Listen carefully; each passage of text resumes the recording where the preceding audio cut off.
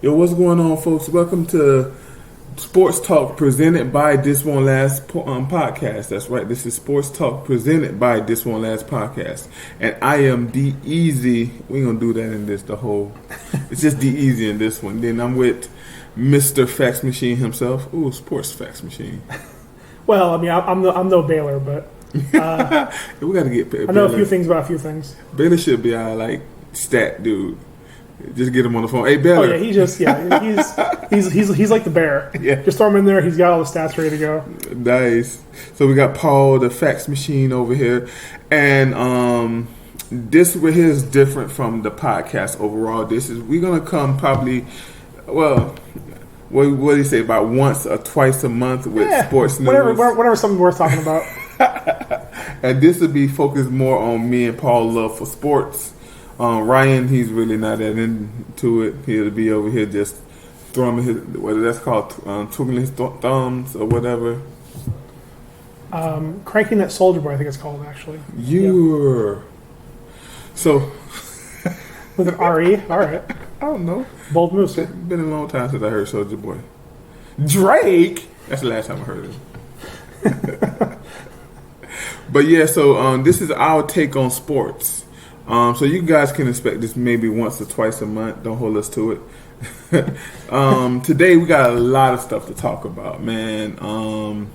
A lot of stuff going on in NBA. The trade line is coming up. We also have the playoffs on both sports, the NFL and the college football playoff that's happening now. So we got a lot to go over, but we want to start with a little bit of sad news. Commissioner David Stern. He's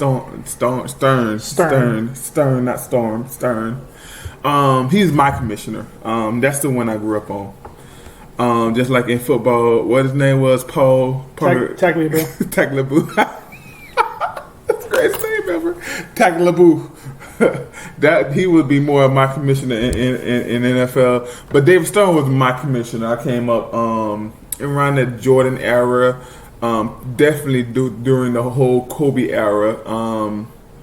And David Stern only retired in about 2010? 14, yeah. I feel say he was commissioner for from 84 to 2014.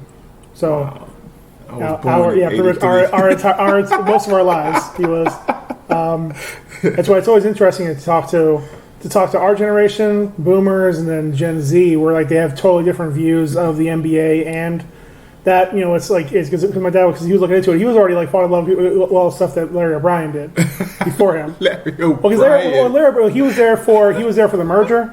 Yeah, he was there. He when they introduced the 3-point shot. That's crazy. Funny enough, actually, David Stern was one of the lawyers representing the NBA during the whole Oscar Robertson lawsuit when they officially brought in. Free agency. Okay. So he was there. So both of them were there for that. He was around, yeah. Yeah. And then 84 comes in, and just a few players pop in. Yeah. Jordan. Yeah, I mean, I would say Jordan and Stern, their legacies are intertwined, connected, probably more than anybody else. Because Stern wouldn't be able to do as much as he could without Jordan, and almost vice versa. Where Stern wanted to keep a lock on certain things. But, it was becoming a little bit more it started going towards the players. Yeah. So, Stern did a few things, I'll just get out of the way now. A lot of things people didn't like. He introduced the drug testing policies. Which I'm not against that. But what I'm saying, overall, and again, it's definitely gone way overboard. Because again, there was a huge issue in the 80s about players on cocaine, definitely their health issues. Bro, cocaine it gives you an advantage. Yes, that's probably more so than steroids.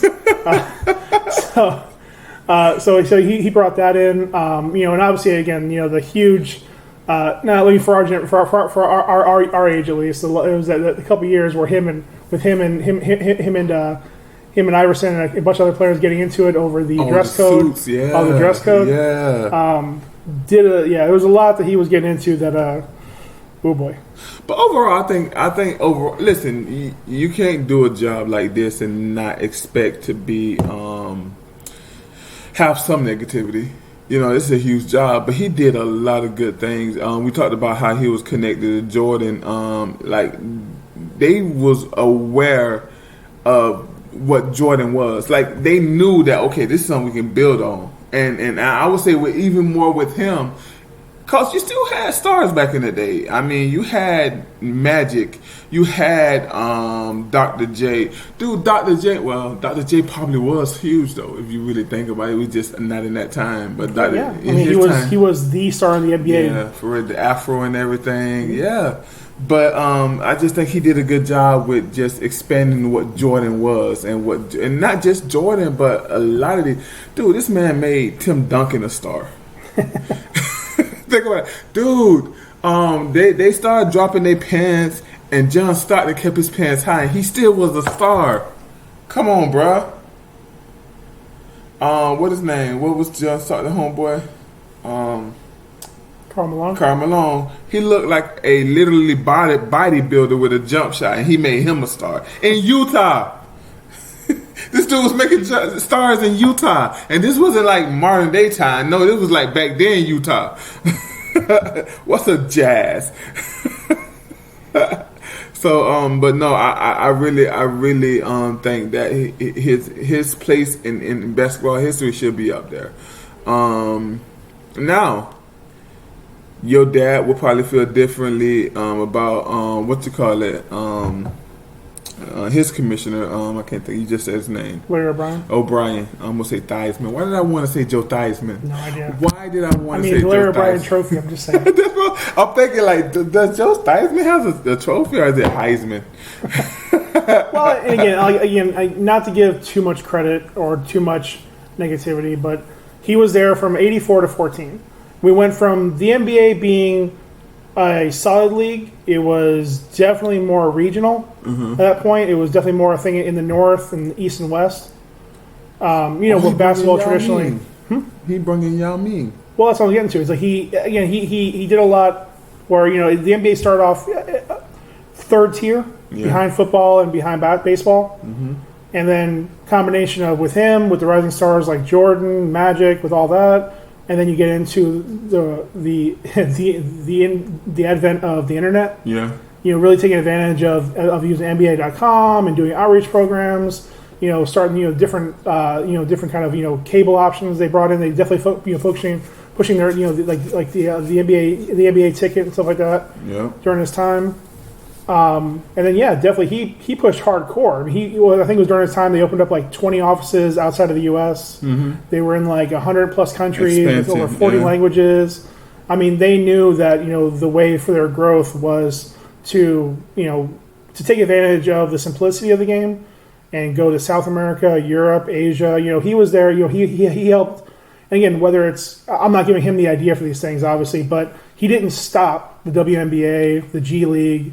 He helped a lot of things grow that, that should have been around before that maybe, but didn't. I kind of feel like even under him, I kind of feel like the WNBA might have been bigger.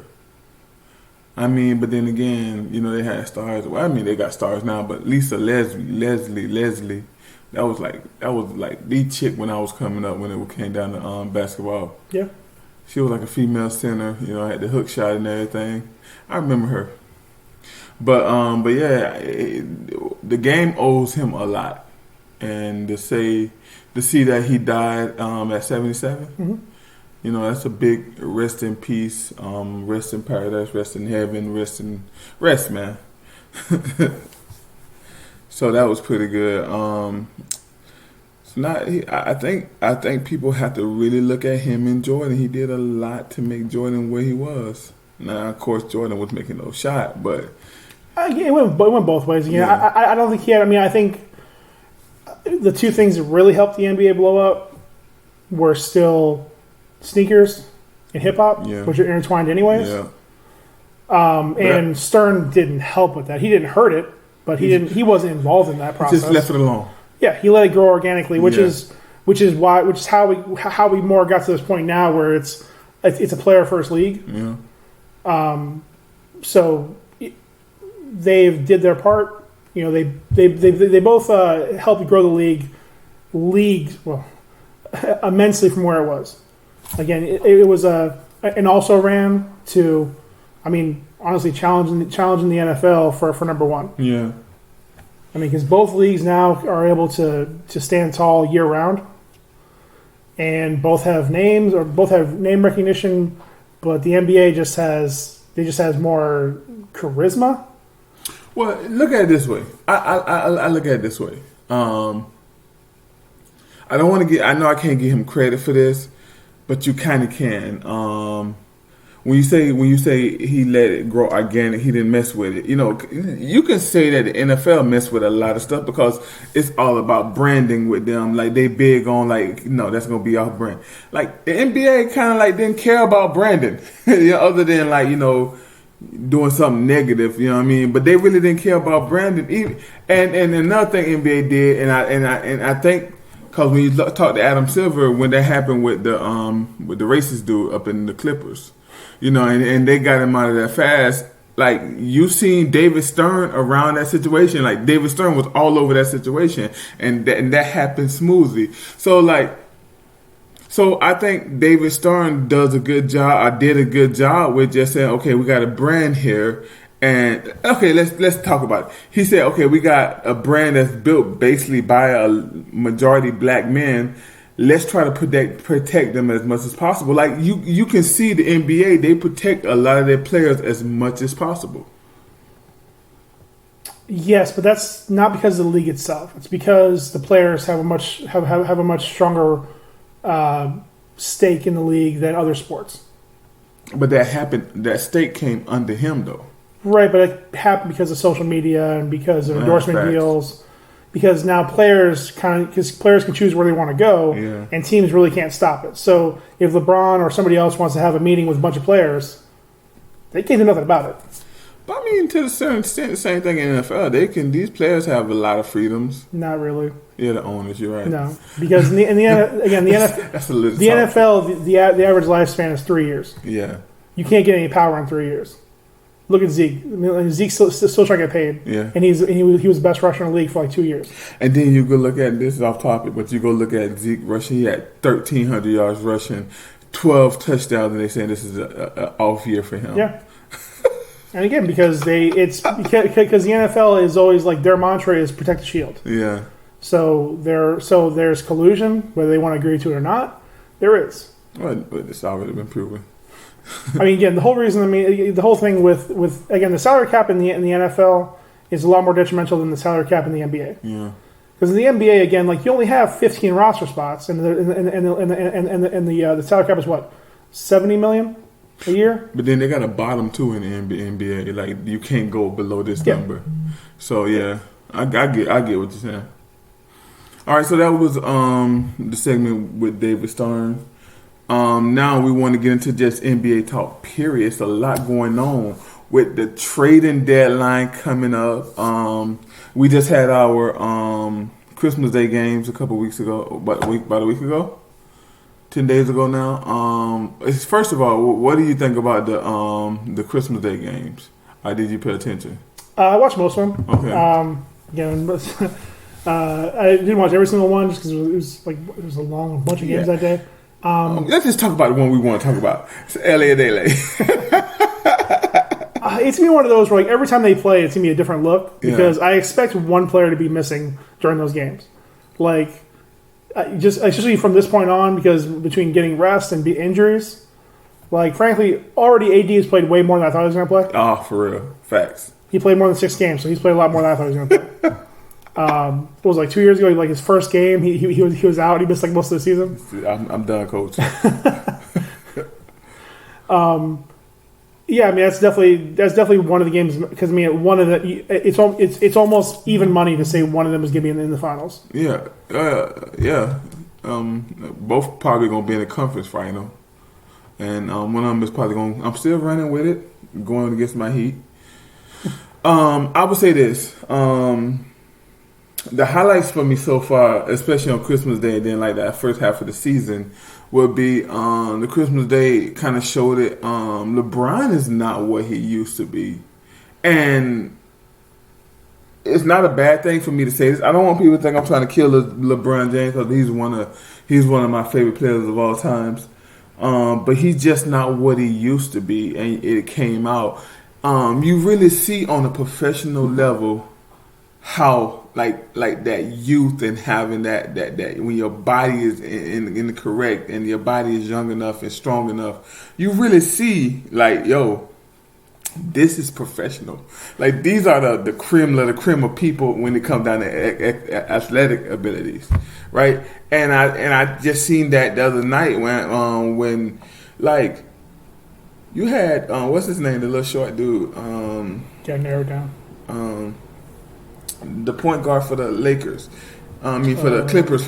They put him on LeBron James. The little strappy dude. I forget his name. I forget his name. Yeah, he got a name that's forgettable. Let's just say Patrick Beverly. Move on. That's his name. But like, they put him, like, the game is and it's close.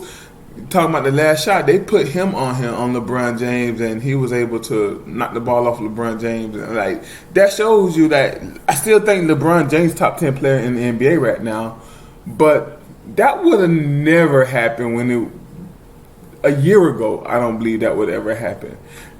But think about it too. He's 35. That's what I'm saying. Like 36 now. His birthday is a couple 3 days after Christmas. Oh, that's right. I forgot. Yeah, he is. Because Shannon Sharp reminds us of that every year.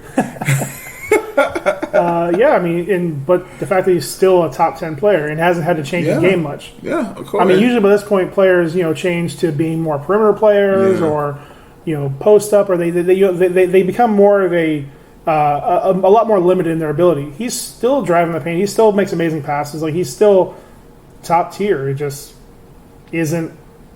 He just isn't God level anymore.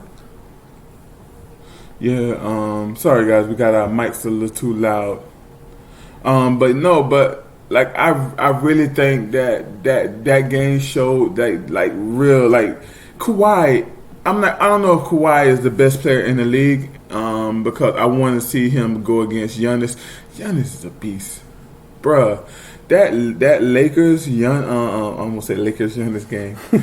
You're not wrong. That Lakers Milwaukee game where Giannis was walking down the court, popping up threes like 2 feet behind the 3-point line, that was ridiculous. Like, if Giannis have that 3-point consistently, bruh, who can stop that? What can anybody do? Well, I mean, he's a younger, stronger version of KD. Yeah, I mean, it's the same body style, same mentality. Like, he can score from anywhere. He does whatever he has to win, and for the most part, relatively quiet. Like, I mean, he doesn't get as sassy with the reporters as KD does, but he's still you don't hear him out there talking nearly as much as the rest of the players do. Well, see, that comes from culture, though. Like, he's coming from a different culture, and that matters. Oh yeah, because the Greeks are known to be quiet. You're right. He's still younger. I would still say at this point, almost. I would still say Kawhi is the best two-way player. Definitely. Two-way player. But yeah, I mean, it's one-on-one. I mean, just the reach on Giannis is ridiculous, and he can shoot from anywhere. Here's the deal. So I think Kawhi is the best two-way player, but his defense far exceeds his offense. Oh yeah, no, his offense is recent. His offense is really. He started getting it his last year with his last playing year with the Spurs. The Spurs, yeah. Like when they he started killing it his last couple of years. I mean, he really you first started seeing it when they beat the Heat. Yeah. When they beat the Heat, that was his first year of you really seeing it's a spark there. Before he was just kind of more a lockdown guy. Yeah. He was just a young scrappy guy. And with Giannis defense and offense is about evenly, but there's room to grow in both.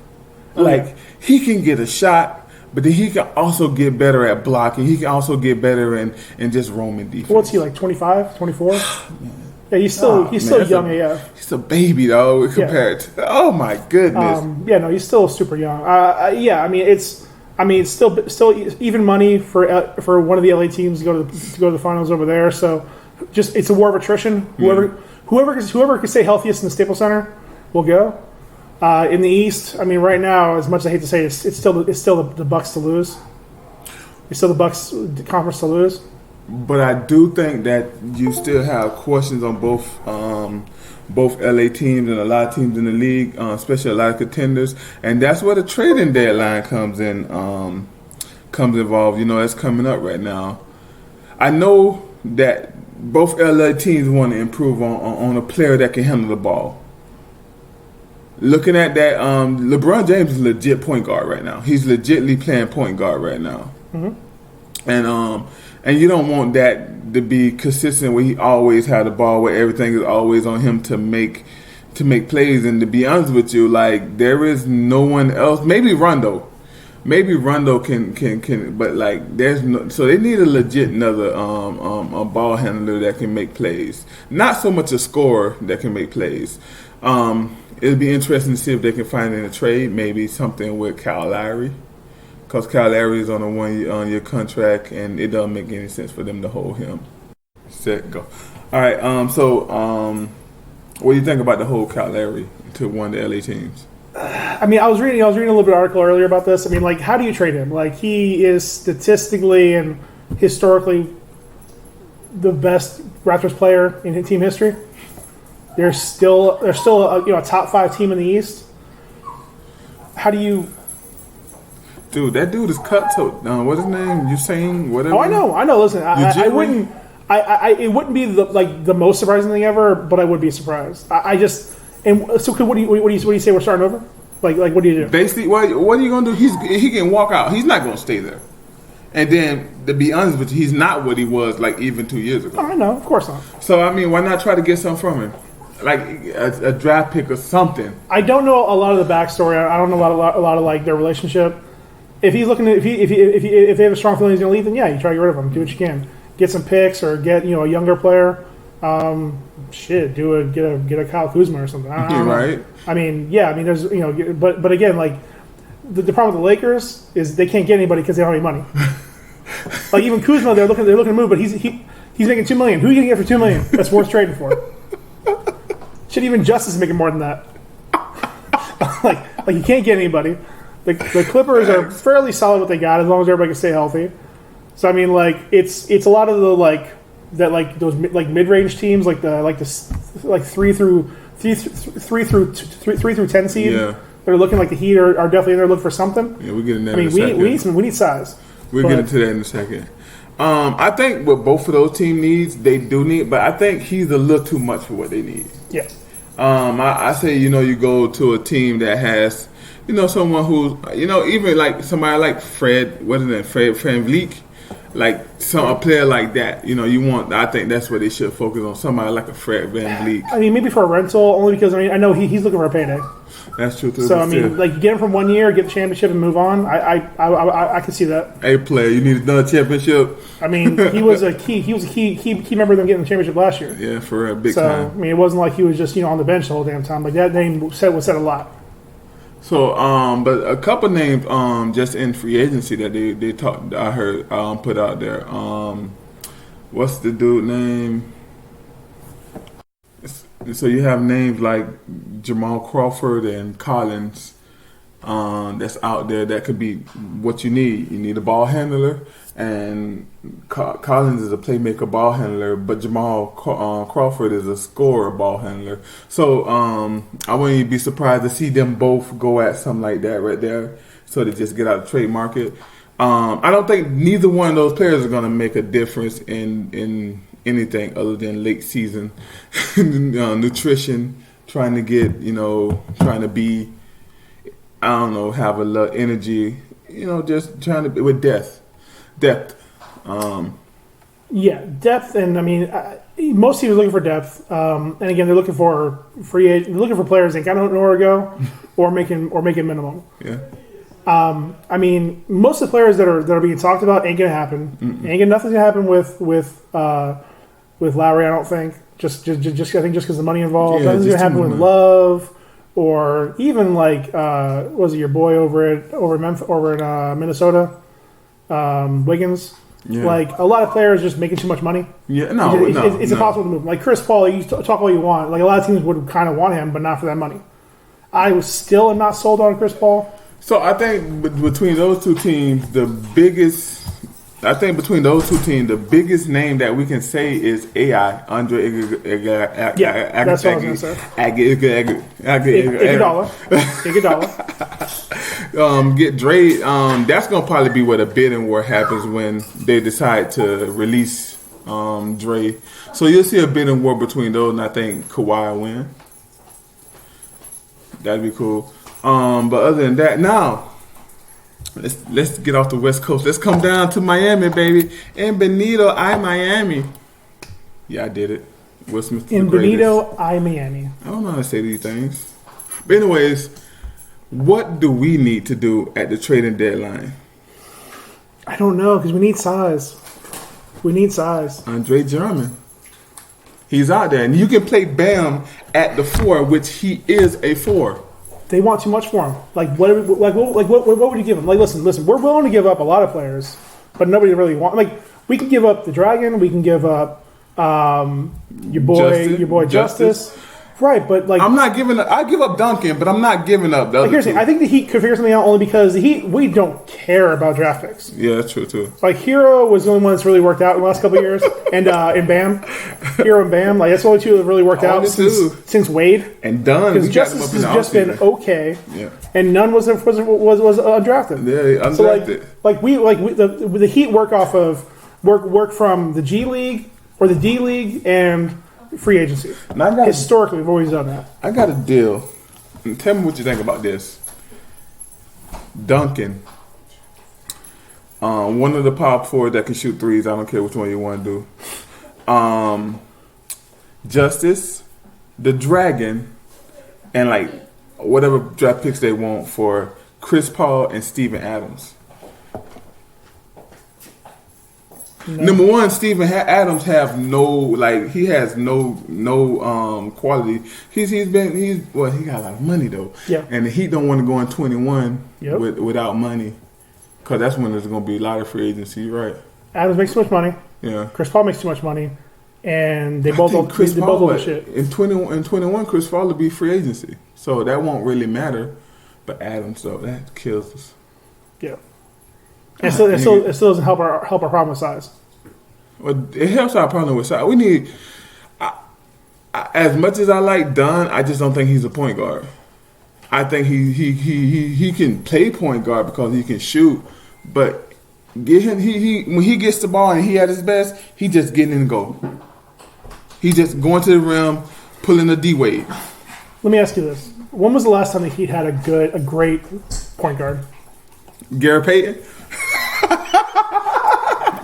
The Heat play this weird. Gary. The Heat have for a long time, even when Pat Riley was a coach, have played this weird non-positional basketball, and it's more about effort. Yeah. Like even like they still do that old cliche like passing like 3 to 4 times per play. They still run plays. Like even like something petty happened recently. What was it? Was that they lost to the Wizards.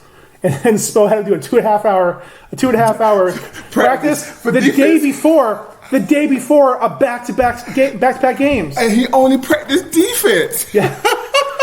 So faithfully we beat that the first team I know we beat the Raptors, but we lost to... We beat the Raptors, then we lost to the Magic. The 15-19, I'm sorry, now 16-19 Magic. They gotta learn. But that's Spo. Like, Spo is a very old school, like, you fucked this up, we're gonna work on this now. They still run plays, I would love a point guard. I would love to have that conversation, but we've never had a point guard. Well, see, here's my problem, right? I think Justice has more potential than what people give him, but when you bring in Jimmy, you eliminate Justice because like they play the same player, they play the same position, the same type player, and to me, Justice, like when you see the first few games without. When you see the first few games without Jimmy, Justice played well. He was like scoring like one game he had 25 points, the other game he had 20, another game he had like 15. Like he was able to score. But Jimmy came back and they were like, okay, yeah, back to the bench I go. Yeah, so I think Jimmy would be not Jimmy, but Justice be a really good piece that we can use to trade. And a lot of people think that Miami going to do something at the trade deadline. I really hope we should do something. I just don't know what we can do. It's not out there that we can afford. Let's be positive. Well, we got money. We only got one player that Dragic. Yeah, we got to do something with that Dragic contract. But I feel optimistic about it. Optimism. I almost say autistic about it. I feel optimistic about it. Oh, look, Papa Breeze is here. Hello. Must be time for that. Are he going to use any love? Do they want him? I see what you did there. I don't think his love contract will go into 21, and they want to kind of try to keep 21 open with money wise. How long did Jimmy sign for? 3 years? I think so. Okay. So can't buy me love. Okay. So we'll have Jimmy be the only one. Would you want to buy Love? He's okay. I would buy Love for one season. Or for one playoff series. I mean, for what we need, he's not the piece we need. We just need a big dude to throw in the middle and disrupt shit. Yeah, facts. We need another young piece like Bam. Taco Falls. Come back to Miami. Paul. Wait, before we get into this next segment, I want to remind you guys that you can find us everywhere at This Won't Last Podcast, including Facebook, Podbean, Spotify. We on Spotify now. We on Apple. Are we on Apple Podcasts? We're on iTunes, yeah. We on Apple Podcasts and iTunes. So hit us up. We on YouTube. Everywhere. Did I say YouTube? Yeah. Everywhere you can find stuff, we there. I'll be there. Except Stitcher. We're not there yet. We coming though. We're almost on Pandora and iHeartRadio. Almost. Almost. But we coming though. I guess. Paul, you had something to tell me about something that's going on in Duval County or Duval. So I think we've talked as much as we could about the NBA.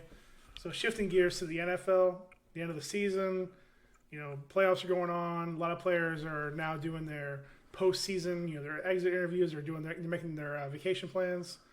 One player in particular who made some noise this season, one Gardner Minshew II. The second. First came to fame because of his handlebar mustache. I remember that. It was glorious. Taking over for Nick Foles, who finally got to be the starting quarterback, and out the first game. Gardner did a pretty decent job. I mean, the problem was that team was just terrible. Grandpa President didn't do a whole lot to help that team out. Traded everybody away. Fined him for being late. Probably yelled at him for being too black. I don't know. Whatever he did, he's crazy. It's why he isn't there anymore.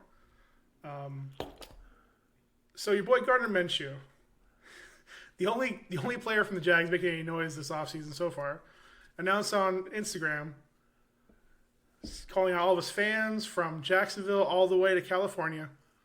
If they've got any ideas, they want to come see him. Hit him up on the gram. He's going on an RV tour across the country, and he announced this while wearing a muscle tee and jorts. Wow!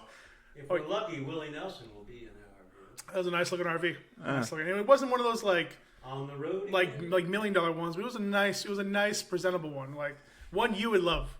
He's about that RV life. He is this season. Wow, that's wrong. That's a good story right there. I love hearing that. Just a good fun story, man. Just a dude who's he has this great grassroots fan base. We heard he might be wearing a mullet, but we're not sure. I mean, if anybody could pull it off, besides Ryan Fitzpatrick, it'd be Gardner Minshew II. Yeah, the mustache and the mullet. Yo, first of all, he got one of the coolest name ever. Gardner Minshew. Then to go out on an RV to talk to people in America, that just sounds like a campaign. Maybe he should be the Jags starting quarterback next year. He's campaigning for it. I mean, he had a pretty solid season. Just Had no receivers. The defense was falling apart. No offensive line. It was a whole mess, man. The whole team was a mess. He was playing with JV players. But well, that's about all. That's probably the last time we're going to talk about the Jags for a long time. So, unless he starts hanging out with Drake once he gets to California, who knows? Jaguars. So I guess get back to business. Okay. We're in the middle of the playoffs. The weekend just happened. What were your reactions to the wild card round? I thought the games was festive. No, it wasn't. They were not. It was a lot of defense. There were a couple of good games. No, it was the defense showed up this week. I mean, did you see that Texans game? Like JJ Watts came out of nowhere. Like they pieced him together, like Batman and Batman 3, the Night 3. What's it? Yeah. Which one it was called? Dark Knight Rises. Dark Knight Rises. They pieced him together. He came in the game at the right time. And what was the Buffalo quarterback name? Josh Allen? That guy. He didn't know what to do. Like, come on, man. You got J.J. Watts coming at you. J.J. Watts. Yeah.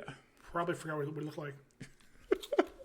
But that was a fun game. I really enjoyed that game. Then you had I really enjoyed the Eagles Russell Wilson game.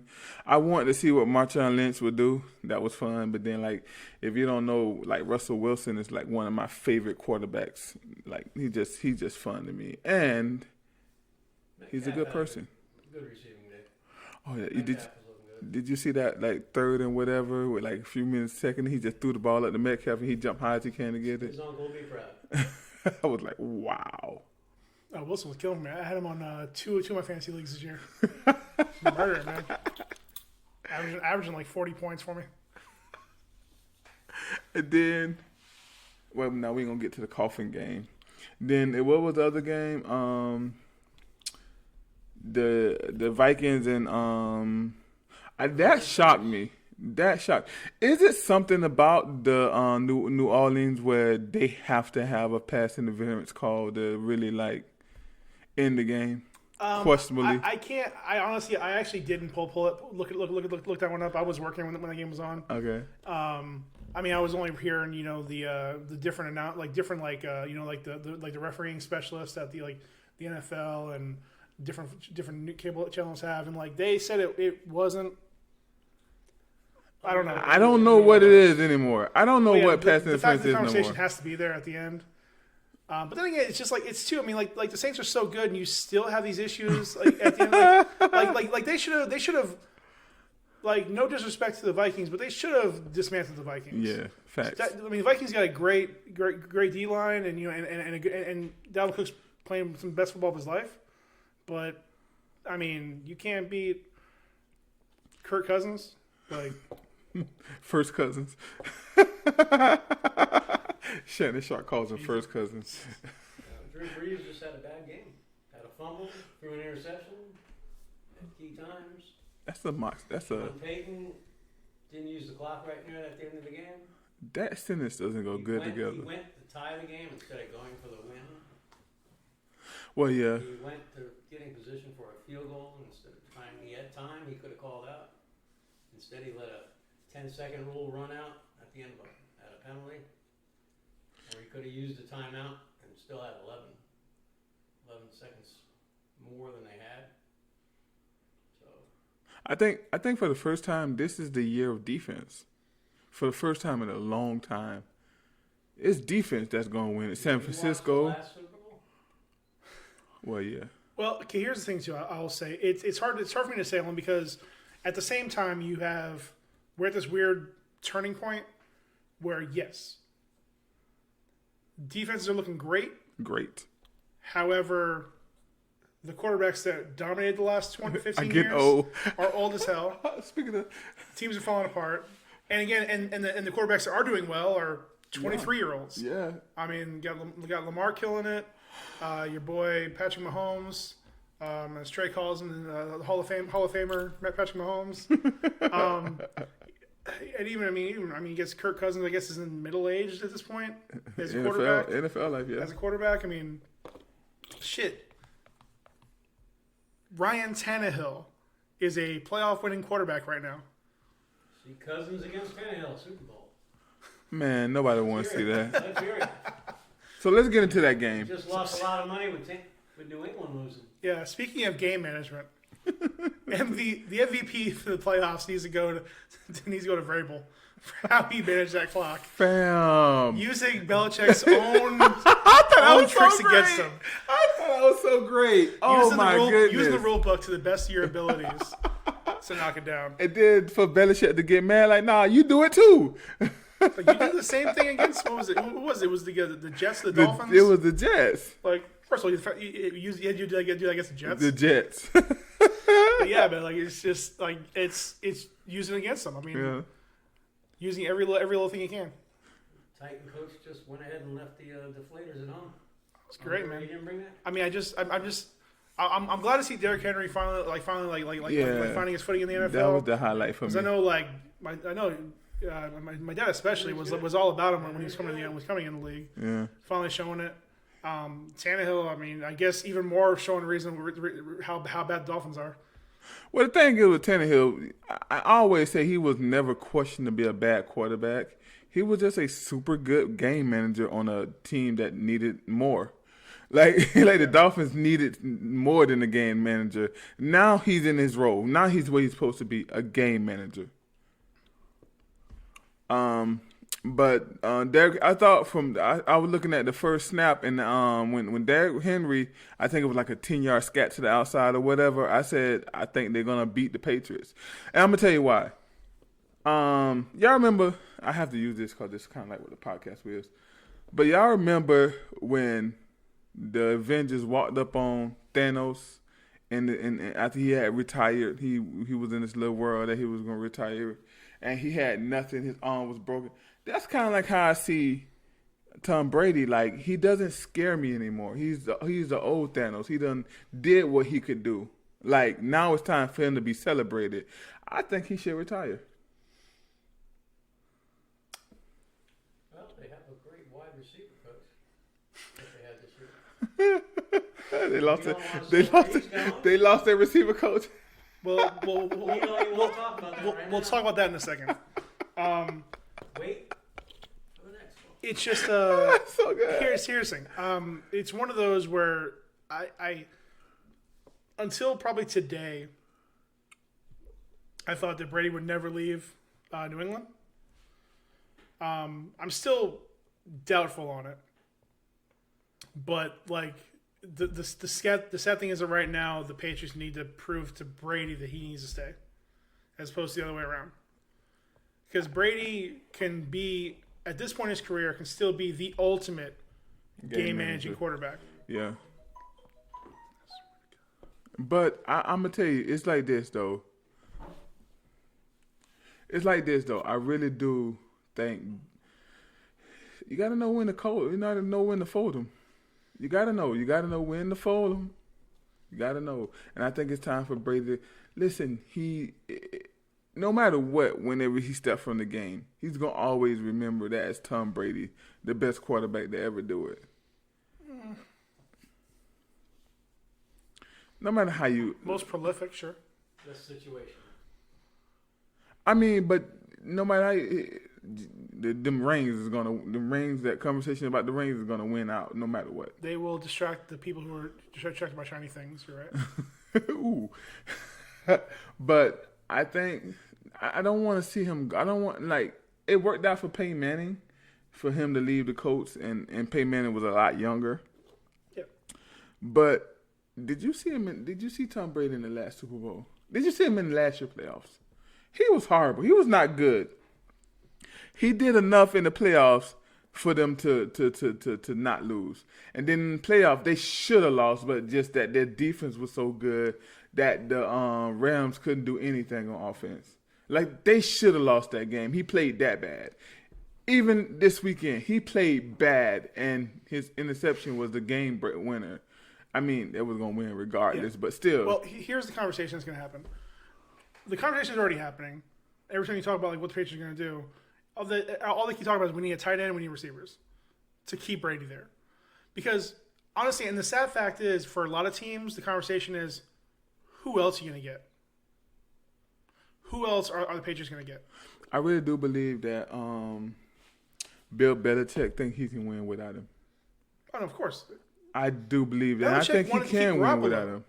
Kraft forced his hand, and then the problem is Kraft is the one who signed the checks. Yeah, true. So if Kraft wants him to stay, he's going to stay. But then why? But here's the deal. So you kind of got this civil war as if Bill Belichick wants and a lot of people feel this way that he wants Tom Brady gone and Tom Brady stay, could Bill Belichick be gone? Possibly. And I mean, do you want to give a this is the choice you have between Brady and Belichick? I'm taking Belichick all day.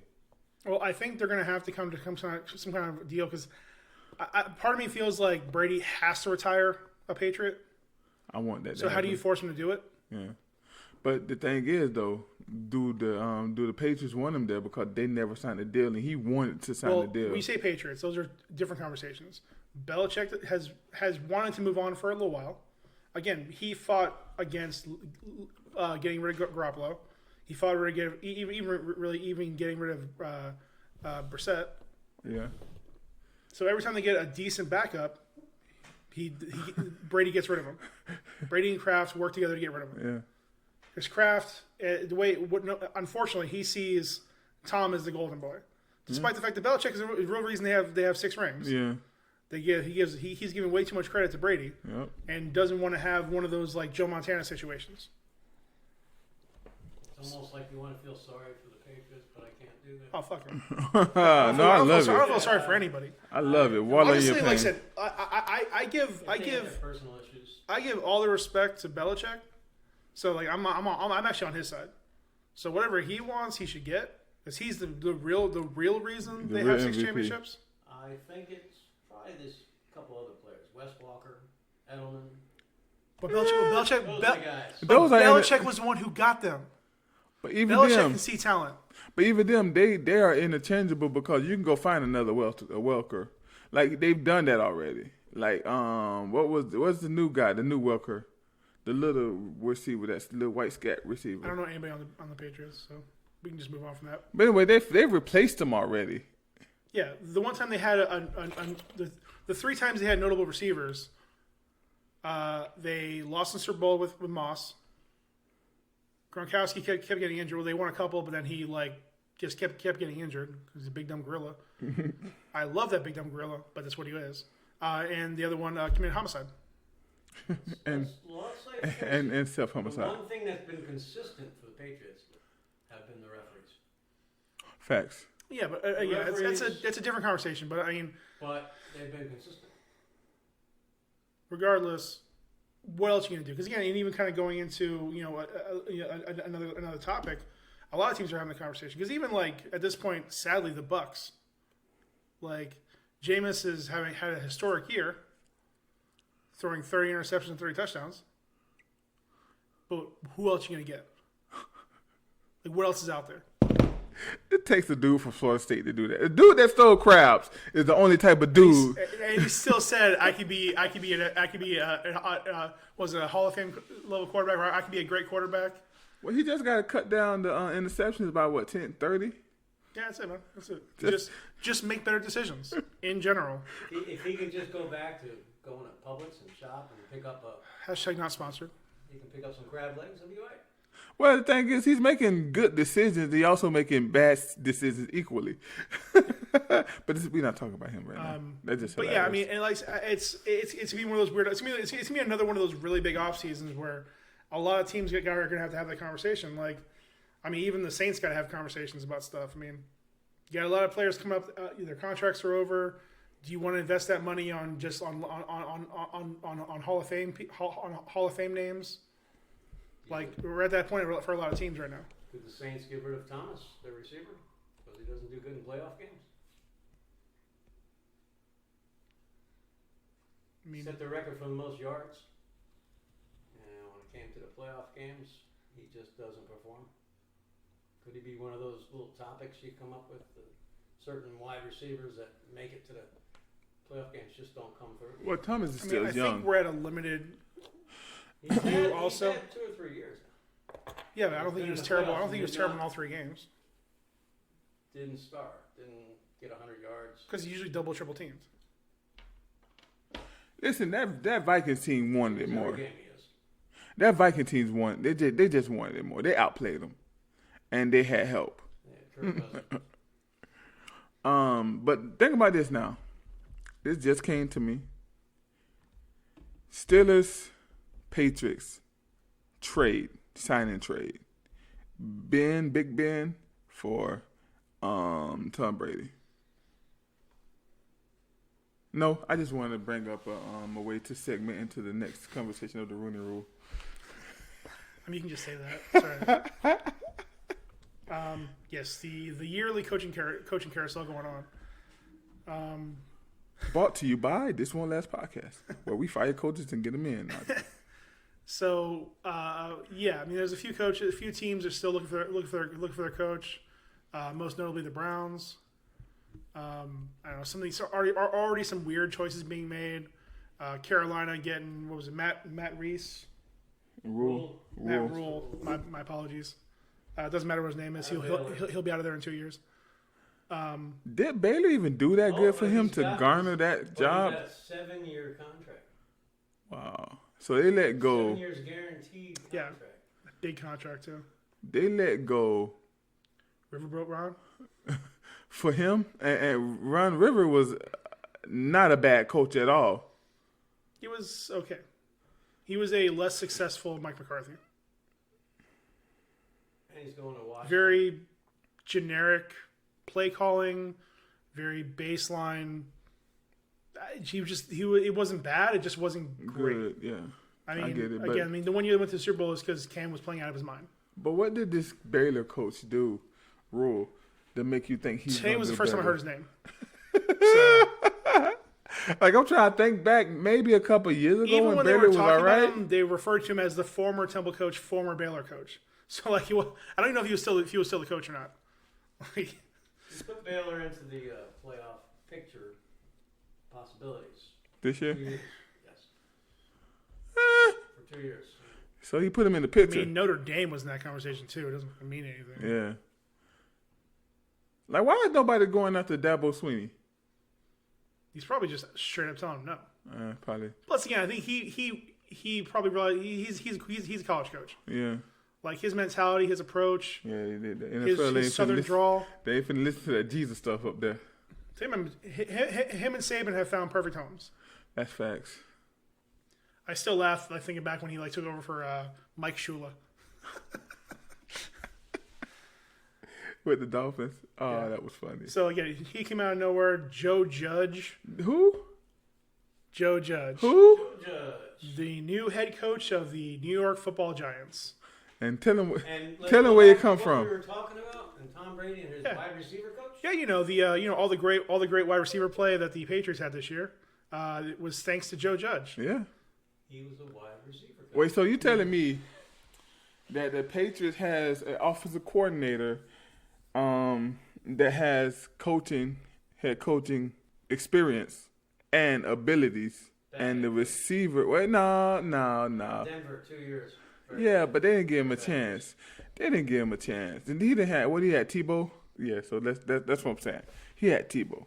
Okay, he had pride. He had pride. Listen, I don't want to get into the Tebow conversation, but I mean, I'm a Tebow fan. Tebow has a playoff win. All right, let's just be honest. About it. And so he has a playoff win. That tell you something. He has more playoff wins than Marvin Lewis. Sorry to bust you. Sorry to bust you. Let's calm down. Again, he was still with the Bengals that are terrible. That's what I'm saying. Like, look what happens when he lead the Bengals.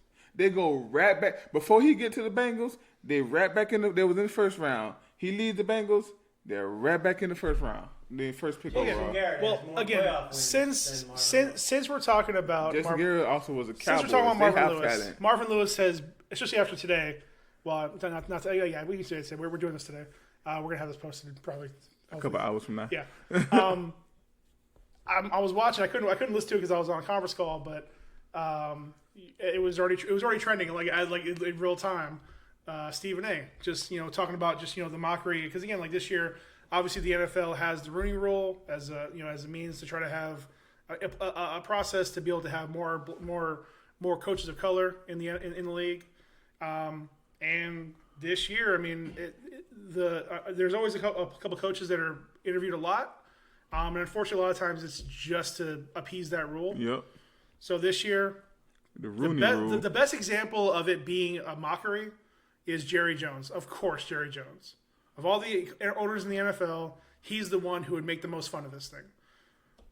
In the same 2-day period, he interviews Marvin Lewis for 15 minutes, whatever it is. And at the same time, Mike McCarthy is staying in Jerry Jones's house.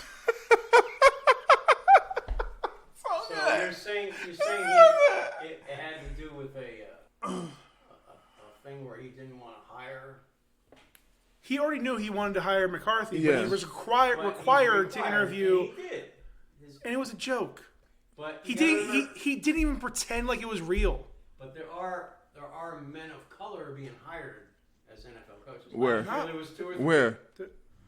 You had the Miami head coach. That was it. Yeah, that You was a have joke. the Denver head coach. I don't think he's not there anymore. No, he was fired a long time ago. Yeah, he was fired a couple years ago. Or I'm last year. missing the team I'm talking about. They both got hired last year. No, there's only 2 black coaches in the league. How many black head coaches are there There's 2. in the NFL? No. The Dolphins and Steelers. Yeah, and he's probably getting fired this offseason too, even though it wasn't his fault. But The Dolphins. yeah, You think gonna fire him? Am I thinking They maybe traded all San the- Diego? it's what the Dolphins Am I- do. I mean, am I They thinking- don't make the good decisions. Am I thinking maybe the Chargers? Nope, like the And not Broncos did. He was fired. during the season. Yeah, Van. He was fired the year before this. He was He's fired. ex-Dolphin. I don't know. It doesn't matter. The Bronco coach got fired last year, so I think the year before last. I just think they're hiring who they want to hire. And Jerry Jones always does whatever he But wants. they need to go through. They But- have a rule to go through. and But they go through it. you're missing the point. He did it in the most asshole way possible. The most Jerry Jones way possible. He knew who he wanted. He had the guy staying in his house at the same time he's interviewing this guy. Exactly, but he knew more. Just more ahead of fake time. it better. He wanted. Put the guy in a hotel. Okay. So you want people to cover up stuff instead What? of just being out there and saying, No. we want this guy, but we're going to at least talk to this other dude. Listen, we all know who Jerry Jones is, but he has to be a better actor. Like, again, especially because he's one of like the 2 owners in the league that are like the most famous in the league. He at least has to like pretend like he's going through this Well, the process. story, and I heard today, and I was hearing out of this McCarthy's even his own words, is that when his first season with Green Bay, and when they had 4 straight losses, or they started the season off 1-4, Marvin Lewis actually called him up and said, "Hey, how are things going?" Because they were coaches together in, I believe, San Francisco, and called him up and said, "How are things going?" And he says, "Oh no, we're 1-4." He said, "Well, just keep on doing what you got to do, and you'll be successful." Yeah. That was Marvin Lewis, and they're friends. Well, here's the deal. So it's Here's the just to give a little back take on that. You can give it and go where you want on that. So here's the deal. This is a little bit of what Paul trying to say about it with Jerry Jones, and then I'm gonna explain to you the actual problem. Okay, so what Paul is saying is, okay, you want to hire Paul, right? So you take Paul out, you take him to this nice restaurant, y'all eating. In the middle of the conversation, you guys say, "Oh, the Rooney Rule. Let me get up," and you go over here and make a call and call me and like, "Hey, do you want a job?" "Oh yeah, well okay, we think it ain't the right fit for you," and then hang up and go back to that lavish dinner. That's disrespectful. That's a bit of what he's saying. Didn't they actually meet face to face in an office? They did, but it was clearly a farce. All I'm saying is, don't have Mike McCarthy stay in your house while you're interviewing somebody else. Yeah, like at least let the man go home and then do the fake interview. Like it's fine. Listen, it's fine that he wanted Mike McCarthy as his coach. He's the businessman. He knows what he's doing. Does he though? Does he though? For real, Papa Jason Brady. Garrett for 9 years? I've been crying. Let's get rid of Jerry for a long time, but we just can't. He knew that he had to fire Jason Garrett on Monday.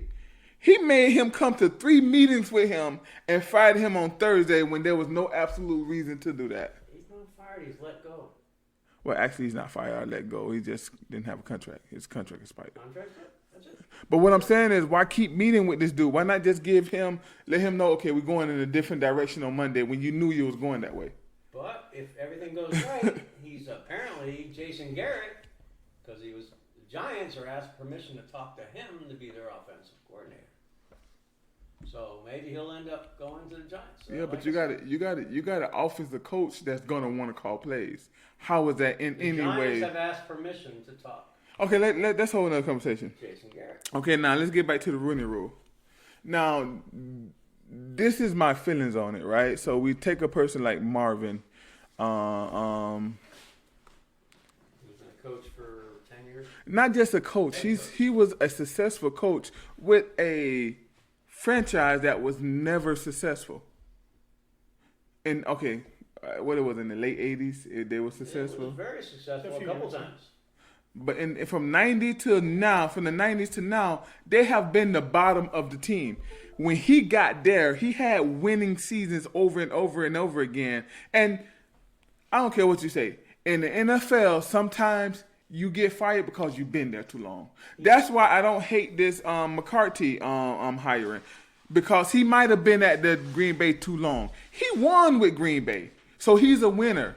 Lewis didn't have to stay But at Cincinnati. But here's my inherent problem I have. Okay, you take a person like Lewis who doesn't get serious offers the next year he was fired, but then you take a person like Adam Guys who maybe he was like the worst thing ever to happen to Miami Dolphins.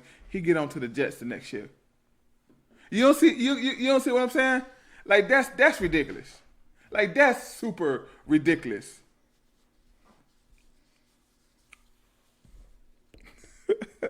That's all I'm saying. That's the only problem I have with it. So you're thinking there's a racial issue going on there? No, I'm not gonna say. Well, there would be the only thing you got to lead to. Well, a racial issue. So what else can we say it is then?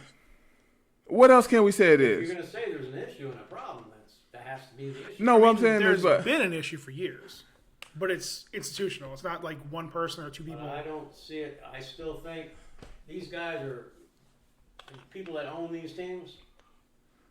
They're successful businessmen, and all they're really looking to do is to win. If they can bring somebody in to win, that's not true. They will bring them in to win. That's not true. That's not true.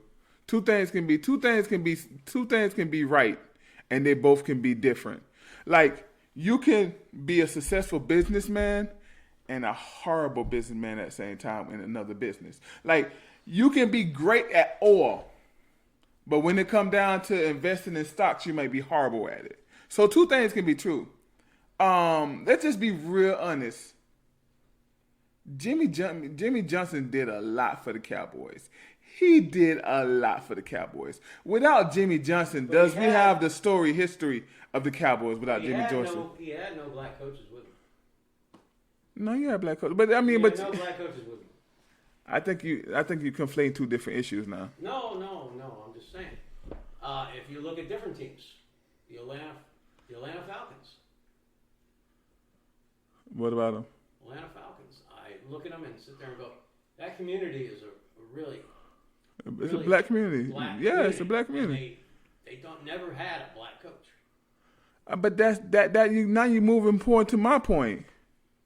Like there's a problem in the NFL with blackness. But I'm thinking some things there are not. Well, it's a problem in football in general because a lot of things are still true. We're slowly getting more where I think more coaches are coming from the NFL itself, but it's still probably about at least half and half, if not more, college. That most coaches in the NFL come from college. Most college coaches, a lot of the hiring is decided by boosters. That's true. Right. And so if they don't like a coach for whatever reason, especially the big donors, coach isn't getting hired, or he's not given much of a chance. Well, there was Texas a few years ago when they brought in the one black head coach, and it just didn't work out for him. And he moved on. But a lot of issues were that it was the first time they were bringing in a black head coach. Yeah. Texas. Yeah, what, 3 years? When he got ready to get rid of him, all of a sudden it became an issue where Maybe they're getting rid of him because he's black, and I don't believe that. Well, no. He wasn't bringing. You can't use players that with in there. Texas because the coach before him, they did the same exact thing to him. Texas have a problem with letting their coaches develop.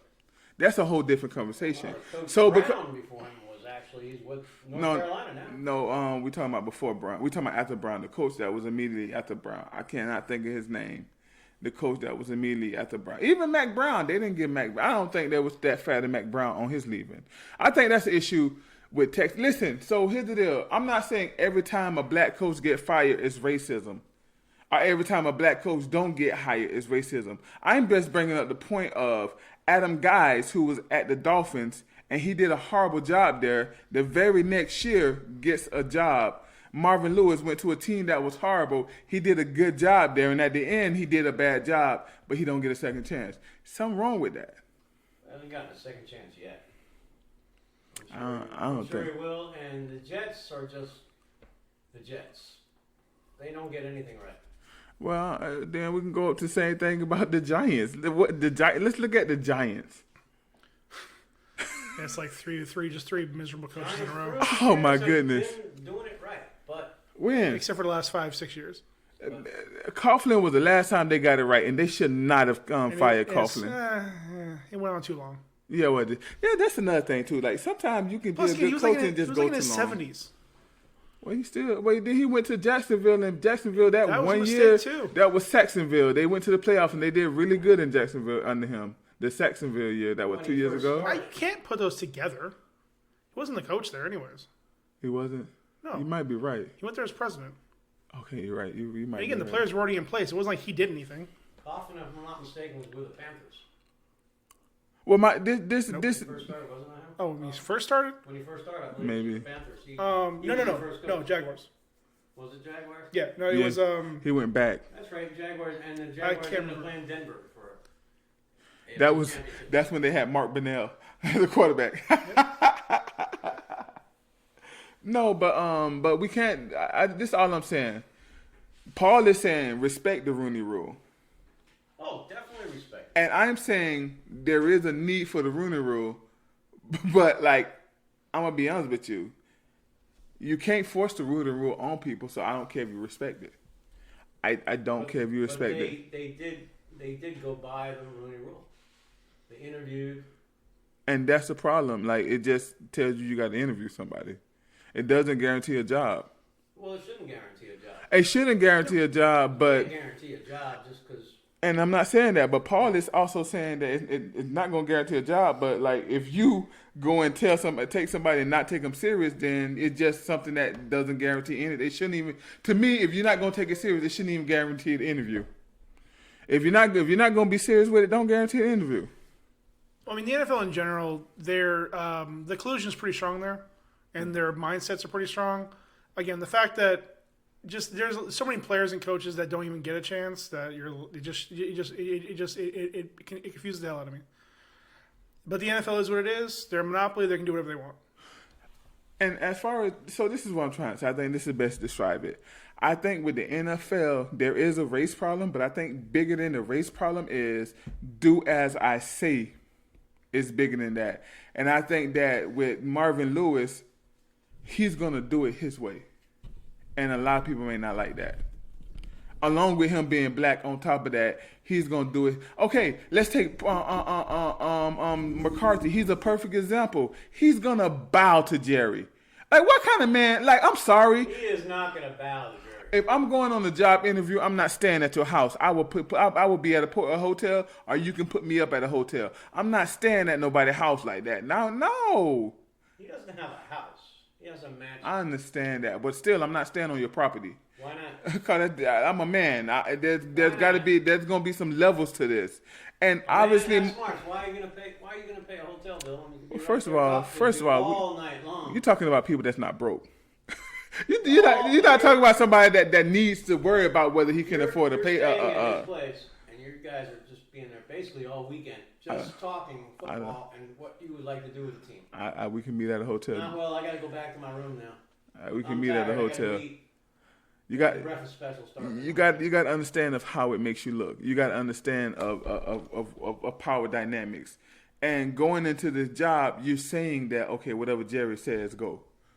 And I'm sorry, when you're hired to do a job, you're hired to do that job. But sometimes you're not going to agree with everything the owner says because sometimes they can be wrong.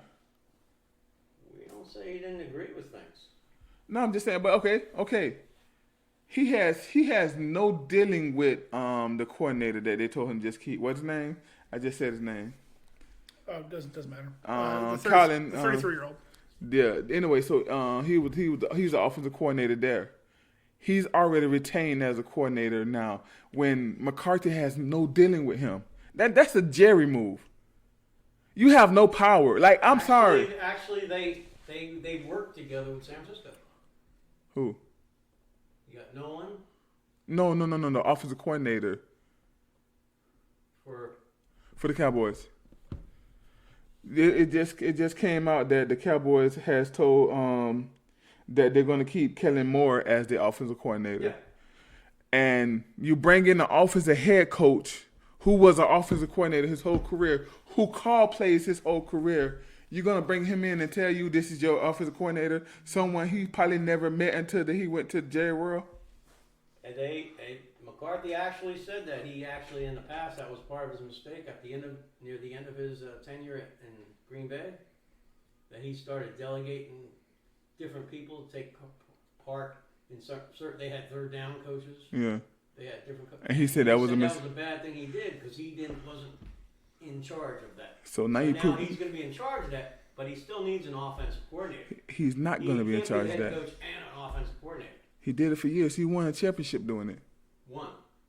A championship doing it. And he realized that was a mistake. It's not a mistake when you win. A mistake is something that leads you to do something miserably. It worked for a while, and then it didn't work for a while. And a lot of times, a lot of people felt Aaron Rodgers said he wasn't keeping up with the times. You know, the offenses were changing, and he was sticking with it. And he realized now that he has to go ahead, and he had to change that. And he's actually had meetings with other head coaches, and they realized this is what you got to do in order to make it in today's NFL. No, and I get all that. What I'm saying is, there's one thing between, okay, I need to get better as a play caller. I've won, and my play caller has got rusty. Maybe I need to improve on that. I spend all the time in the offseason improving on that, learning a lot of new schemes from the younger coaches, bringing these people. Because this is what he said he did. He brought a lot of people to Green Bay, and he had a lot of conversations and trying to learn the new stuff. Then he gets the job, and now he can't use none of that. Like, that's not his move. That's a Jerry move. That's a classic Jerry move.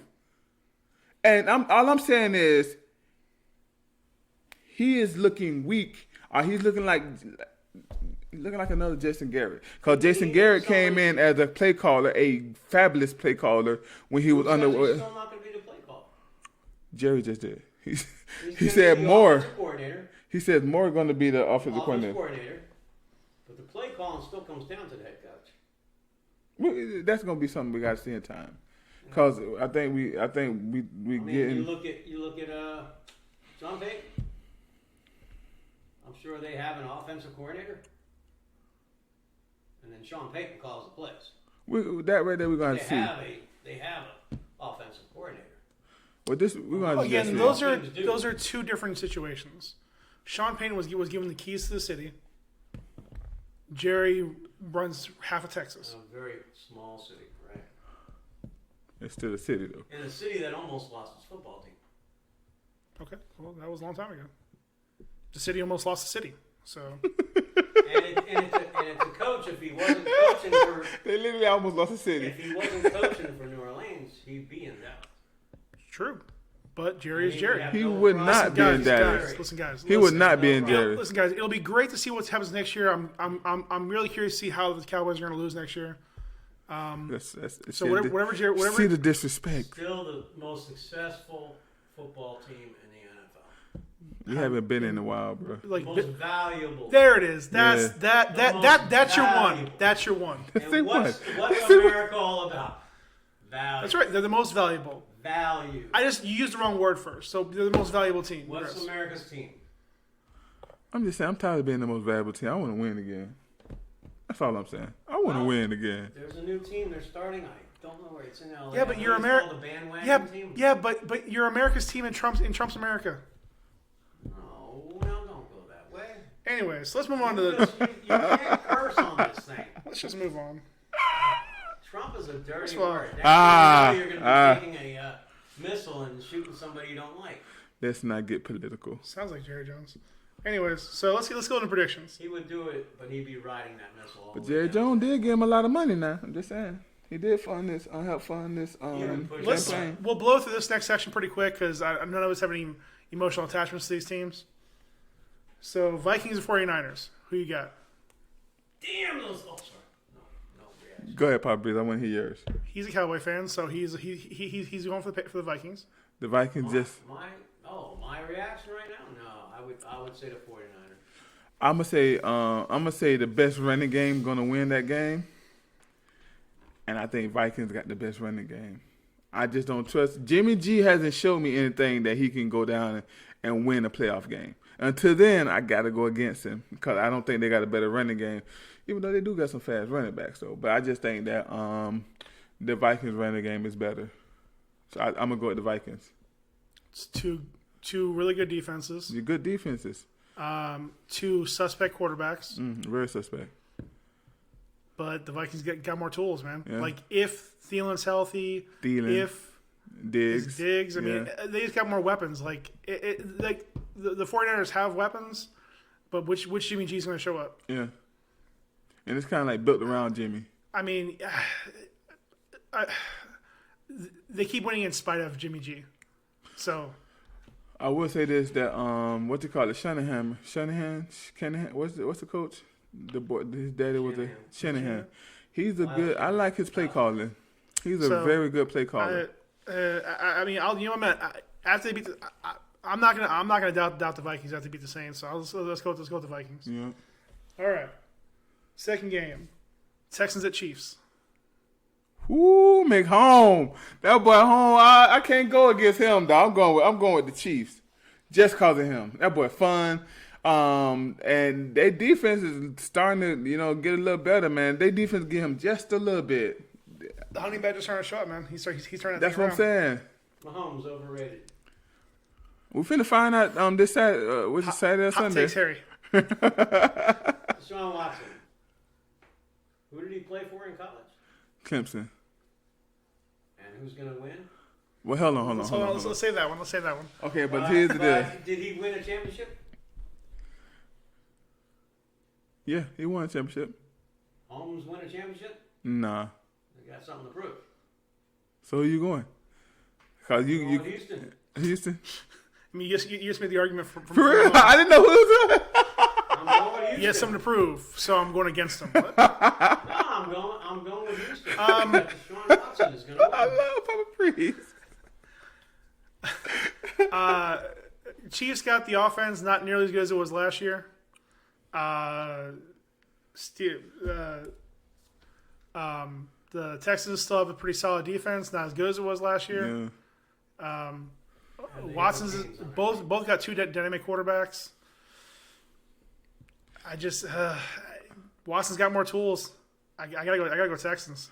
I'm gonna go with home. Only reason I'm going with Mahomes is because I think that coach Andy Reid is something else, and this is gonna be a high scoring game.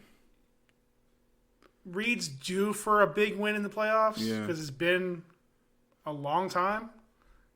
But I just Has a problem winning a big game. he does, man. I hate to say it because I don't like I don't like Bill O'Brien, but You think this is a big game though?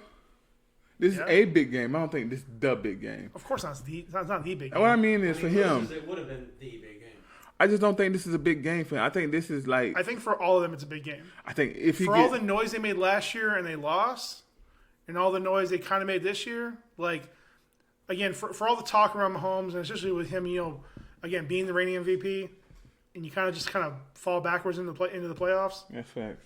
I mean, it Yeah, really injuries. What? Well, right, but I mean, but even more so. Yeah. If they lost I get last it. year with more weapons, Yeah, I don't see him doing it this year. yeah. Reed just usually finds a way. The player they find a way to get injured or not play well. But think about this They are though. home. All of that Mahomes, they were home last year too. all that Hunt stuff happened towards the end of the year though. So that kind of like, you know what I mean? I don't Yeah. know. It's gonna be interesting. And who replaced him? I just don't see Houston is strong enough because Houston barely got out of there last week. Let's be honest, they barely beat that Bills team. Yeah, the Bills are also a top 3 defense, top 5 defense. Yeah, that showed. Yeah. That's gonna be an interesting game. It is. I mean, it all depends on how well the Texans can hold up in Arrowhead Stadium. Yeah. Because that place gets loud. All right. Let's look at Seahawks Packers.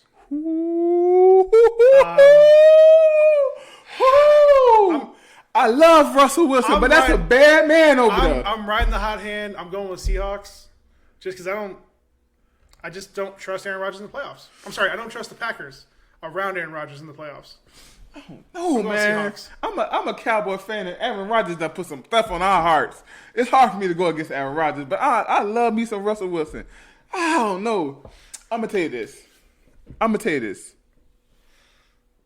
I don't think Marshawn Lynch can go for 100.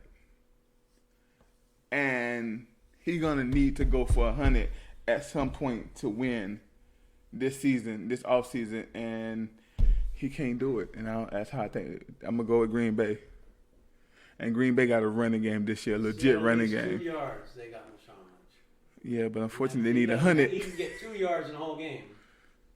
And if they had used him against New England in the Super Bowl, they would have won the Super Bowl. But they didn't use Lynch. That was a different For 2 Lynch. yards. I mean, they won 10-plus games this year without Marshawn, so.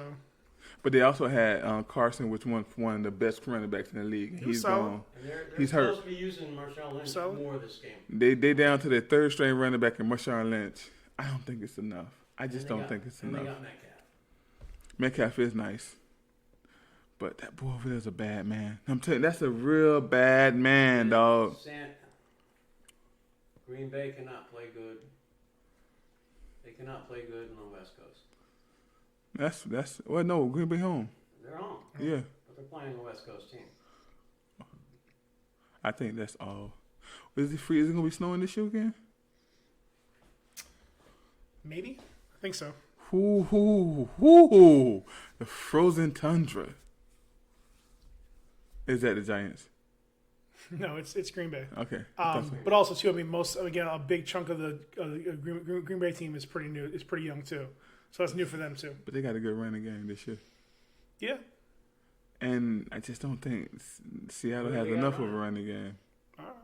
They got the Aaron something, the other Aaron. We'll Aaron Jones. Aaron Jones. So we'll have a Jones bet about it. One guy. So I see what you did. So last game of the weekend. Titans and Ravens. Ooh. The Patriot Killers against the League Killers. I mean, I'm going with Jackson. I don't care who else has showed up. Literally, I don't care who else shows up. Just give me Jackson. That's all I need. This boy ran for 1,000 and threw for over 3,000. Somebody, he threw a lot. You don't need a running back. He broke a bunch of records this year. And again, he still has Ingram. Then Ingram is balling. Ingram is in love with D. Jackson. Like, do you see the way he looks at him after the interviews? He looks at him with like, dang, if he could marry him. I mean, they have a good run back core. The receivers are playing solid. The defense is balling them. Yeah. I just think they too. The only question I have is, did that break kind of slow him down? Did the break slow him down? Because a lot of times when teams go in hot, like they did, they usually get slowed down by the break. They started the season off hot. Like, they've just been hot all year. Yeah.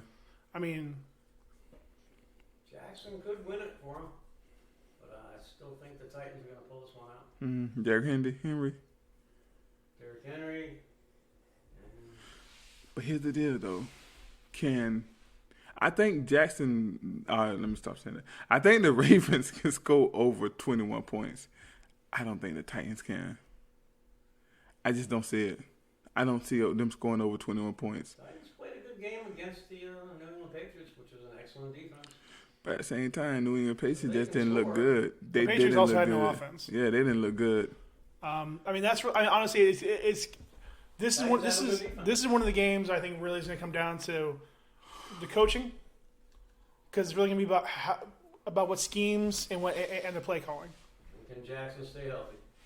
Yeah, because I mean, If Jackson goes down, you know what they're going to do. RGB. RG3s there. I mean, Yeah. they still have a decent run back. They should do okay. So again, they still Like I have. said, if he goes down. They're honestly just on paper, the Ravens' defense is better than the Titans' defense. The Ravens' offense is better than the Titans' offense. They're better on both sides of the ball, and I'm pretty sure their special teams is probably better than the Titans. On paper, they're better in every way than the Titans. Titans just have the hot hand right now. Yeah. They're riding high. They're riding high off beating the Patriots. No matter how good or bad the Patriots were, you beat the Patriots. Yeah. They got a young, good coach who might do good. Well, again, a coach who spent a number of years learning in some way from Belichick. And winning championships.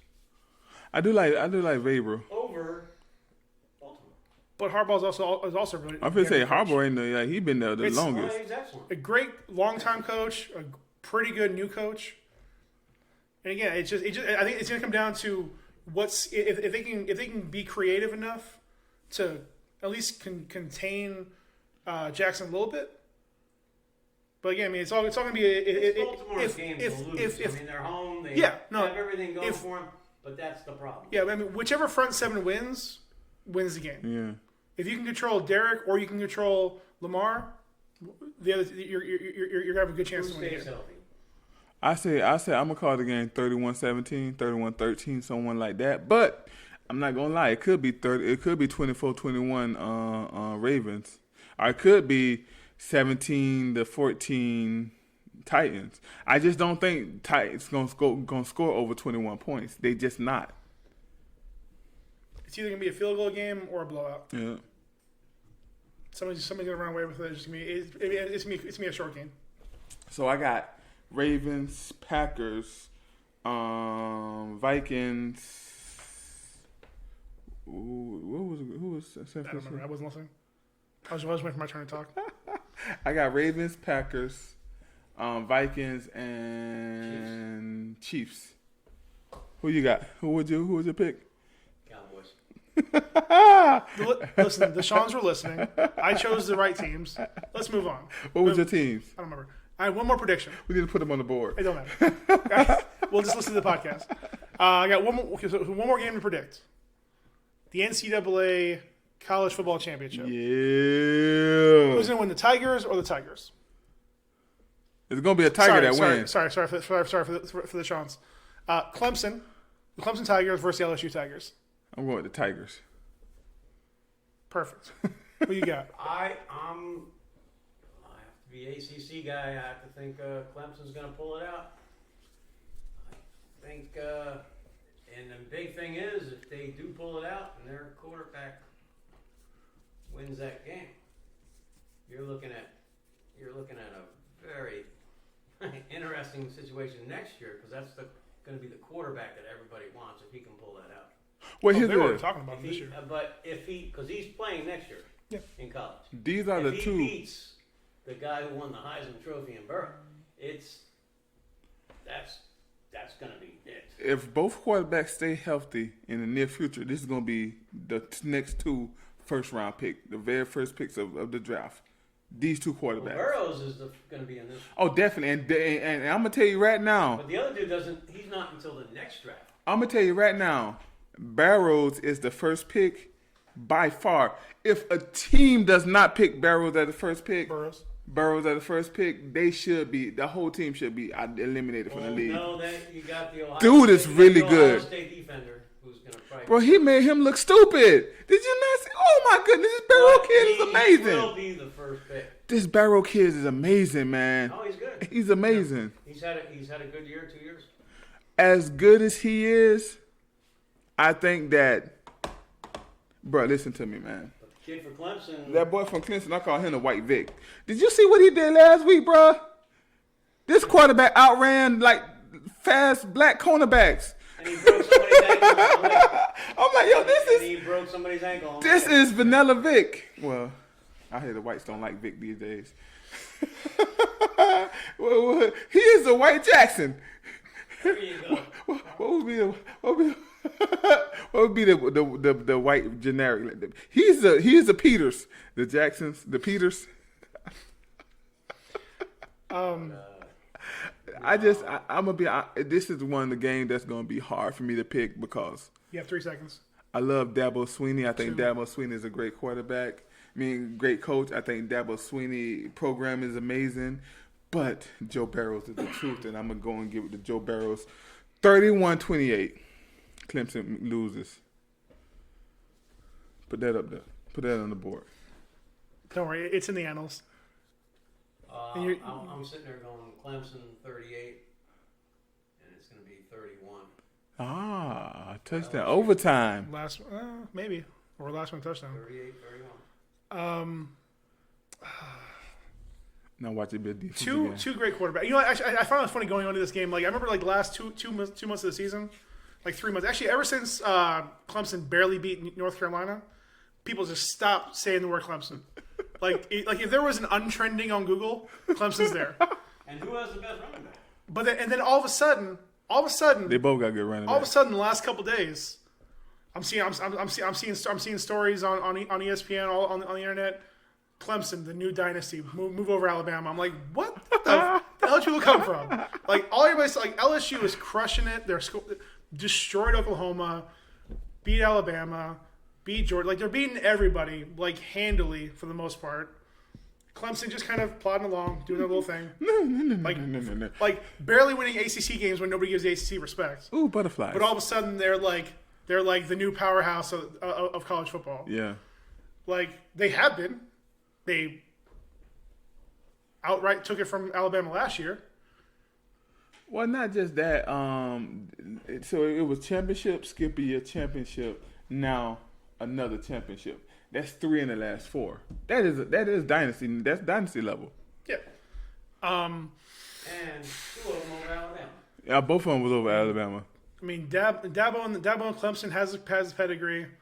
The swamp monster and Burrows. They got the hype. They got the energy rolling. Burrows. I mean, Orgeron's probably gonna have about 15. Coach got the right voice. You gotta go a little deeper than that. Great guys. Yeah, Orgeron's probably gonna have about 15 monsters that day. Just keep going. I can't hear you. Sorry, that was doing a number on my voice. I don't. Every time, man. Every time. He's. I don't know. Because his wife is fine. So he either met her after he got the money, or he must have the biggest dick in Louisiana. Hey, I got the biggest thing right here, like a gator. All right, nice, almost naked. Need an interpreter, but yeah, Orgeron is killing it, and I mean, I'm happy to support any team that beats Alabama. Like they're the hot hand. You can't pick it. He can't No. I'm also a homer, so I'm gonna go with Clemson. It was hard not to because it's the ACC team. It was hard not to. But I would not be. This is gonna be one of those 4-point games. Yeah, it's gonna be a 4-point game. Whether it's I said 3. Whether it's 31-27 or it's 34-30, it's gonna be one of those games, and there's gonna be a few field goals because both defenses are lights out. Yeah. And if you count Florida State before this playoff stuff started, right? You're going to look at the ACC actually dominating over the last 5-6 years. Dominating. I mean, not dominating. It'll be 4 wins out of what, 6 years? years? Yeah, we got, Championship? Florida State 1-1. If we win this year. Yeah. I mean, either way, 3 out of 6 is dominating over. I mean, you know. Sure, we're just limiting the number to 6, whereas if you go to 10, then Alabama's dominating. But again, yeah, I mean, you know, the winners rewrite history. All right, so that's the game. And my Canes, I got nothing. So we're unanimous. Nothing. Yeah. We're not. I'm going with LSU. Oh, you're going. That's right. You're one of those guys. We're not going to the minor leagues. You know, man, I can't hate that pick because I can see it going either way. Yeah, but listen, I'm gonna be ecstatic. It's like I'm a Clemson fan. If they lose, I'm gonna be happy. Listen, Burrows or Sunshine, great quarterbacks. Dabo and Orgeron are both playing really well. Yeah, and both defenses are lights out. Orgeron got to start with the Canes. He was our defensive coordinator, our defense something. So for LSU until these 2 teams meet. Otherwise, like I said, I mean, listen, I'll be happy to see SEC lose, but they're both damn good teams. Mm-hmm. This is one of those toss 'em ups. Still the running backs, I think. Clemson has the better running backs. Clemson has that 22 is good. Clemson has the edge. The edge and quarterback. I can't think of his name. It's just that Burrows has had a much more solid year. Right, as far as quarterback stuff. So again, they're both. I mean, they're both right there. Honestly, it's a toss 'em up. It's And you seen the Clemson quarterback run? I mean, I haven't looked at the Vegas odds in a while, but I mean they're not super far off. They're it's right gonna be there. right there. I know. Last I seen, they were favored. I don't know. He was favored by 3 or 4. Listen, I'm just glad that in 1 year, in the same calendar year, I'm not gonna have to worry about the Patriots or Alabama in the championship. Or Ohio. That's all I care about. That's all I care about. Or Notre Dame. Yes, I was very happy when I was. When Ohio State lost, Patriots. It's been a good couple weeks. It's been a great couple of weeks. Edward Hilaire. Edward is his last. Edward Hilaire. That's the running back last year. He stumped all over the Gators and Bama. He did well against both of those teams. So they got a good running game too. All right, just a quick little change topic. Something new going on in the NFL world. But before we do that, just remind everybody, follow us on Twitter, Instagram, Tumblr, Facebook, YouTube, Twitter, all this one last podcast. And catch our episodes on Podbean, Spotify, iTunes, Google Podcasts, and coming soon to iHeartRadio and Pandora. We ain't on iHeartRadio yet. No, it'll be a few weeks for that. You know they have like the iHeartRadio Awards for podcasting. We should win it one year. That's the whole reason I joined them. so I can lose another contest. Yo, but y'all check us out. We need our numbers up in the new year because we finna give y'all some fire. By fire, we mean the same stuff. So, something a little different this time. So, NFL playoffs are in full effect. They'll be over pretty soon, over the next month. What are we going to do after the playoffs are done, Paul? What are we going to do? Well, to bide our time until the draft and the combine and blah, blah, blah. Bringing back some old school. The Okay. XFL. The XFL? The Extreme Football League. Tell me more. Your boys are coming back. The XFL, while it was a failed project, it brought a lot of interesting stuff into football. They're the ones that invented this, the spider cam or the eagle cam. I forget what it's called. Anyways, the one that the camera goes over the field. Okay. That's now like standard in football. They created that. Started this camera. So, starting up there this week, they actually started the mini camps, and February 8th, conveniently the weekend after the Super Bowl. Just put it on silent. It's not. So the week after the Super Bowl, we got the first game starting up. So who are the teams we got, D? Well, you get a choice to choose if my phone would stop working from the St. Louis Battlehawks, Good call. the New York Guardians, the Seattle Dragons, Dungeons and Dragons, Seattle Dragons, the Houston Roughnecks. The Roughnecks. Not too far off. Houston Roughnecks, the Los Angeles Wildcats, the Dallas Renegades, the Tampa Bay Vipers, the DC Defenders, which is Washington DC, and then Los Angeles has a second team, the Extreme. Then this team right here, it says the New Jersey / New York Hitmen. I don't know which one it is. It's like both of them. The Jersey Hitmen. What is in East Rutherford? New Jersey. Okay.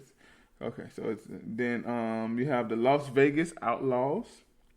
You have the San Francisco Demons. You have the Orlando Rage, the Birmingham Thunderbolts, and Memphis Maniacs. Whichever do we choose? I like some of those choices because for the most part they picked areas that are either football hubs or places that don't have a football team right now. Yeah. I mean, they probably should have. That Birmingham gonna be interesting. Yeah, 'cause, they've never had a professional team. Do they have any I sports don't down there? even think in the U.S. it's all Alabama football. It's all Tuscaloosa. That's what I'm saying. Like, do they have sports down there? Oh yeah, they had the UAB whatever that college team. Oh, in Birmingham specifically? Yeah. Oh yeah, that's it. Just UAB. Yeah. But no, I mean Alabama. The whole area is starving for. I love football. I love Birmingham when I went there. It was amazing. The hills, the mountains. It's beautiful. Yeah, I mean, I guess I don't know. I mean, especially with the new league, it's hard to go in areas that don't already have kind of established sports. Because there's nothing for a big chunk of the Midwest and the mountain states. But where would you put it? Like maybe you can get away with it in Utah if you put it in Salt Lake City, something like that. Maybe. You think no? But who's really going to show up? They were already working on this before Oakland decided they were going to move to Las Vegas. Just interesting to see if they can garner enough time to have expansions. That's going to be where it gets good at. I hope they don't. Honestly, I hope they could because keep it small. Well, keep it small for now. Especially because we just went through the last football league that didn't even last the full season. Yeah. With your boy Bill Polian, who also said Lamar Jackson wasn't going to work in the NFL as a quarterback. Yeah. Not to throw shade on the dead. He died? No, he's not. Oh, okay, I was gonna say it. Just his career. You stupid. But again, they've done a lot of solid things already with this league. I know. No shade on the dead. So the commissioner for this league is Oliver Luck. Mr. Luck, the father of Sir Andrew Luck. Yeah. The youngest, one of a very nice retiree. Yeah.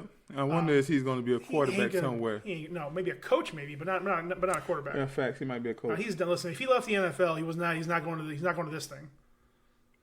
This thing has even less rules. And they got a former NFL officiating executive.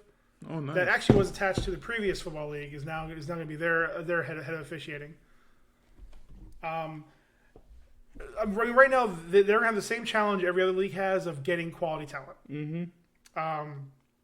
Because I think right now I think the biggest name they got was like Landry Jones. They got Landry Jones? I think so. The safety, right? No, the quarterback. Oh, Landry Jones. Oh, the quarterback. Yeah. From Steelers. No, but Oklahoma, wasn't it? Sure. Yeah, Oklahoma. He was the guy after Sam Bradford. It didn't matter. Yeah. That school just kind of manufactures quarterbacks to make them look good until they get to the NFL. So, I don't think you need to go big name. Oh no, I'm saying I'm not saying good big names. I'm saying good names. Yeah, I don't think you gotta go that route. Talent, because that was kind of the problem with the last league, with the league before, with the XFL back in the day, was that they didn't really have great talent. I don't think that was the problem. I think more the problem, if that was the problem, that's solved because there's just so much talent coming out now. Just so much. Like, literally, it's players that should be on NFL rosters that are not. Yeah. I think the problem is how they're going to make the game available.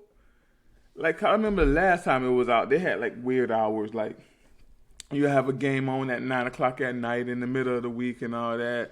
I remember, they were trying to do it during the football season.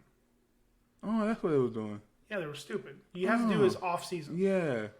Because what it does is you're able to get players either that were not selected, or either they were cut by teams, free agents. I think their best case scenario is using this, and again, especially doing it during the off season right now, immediately after football's over, is for the teams that lost. Like, okay, perfect example right now.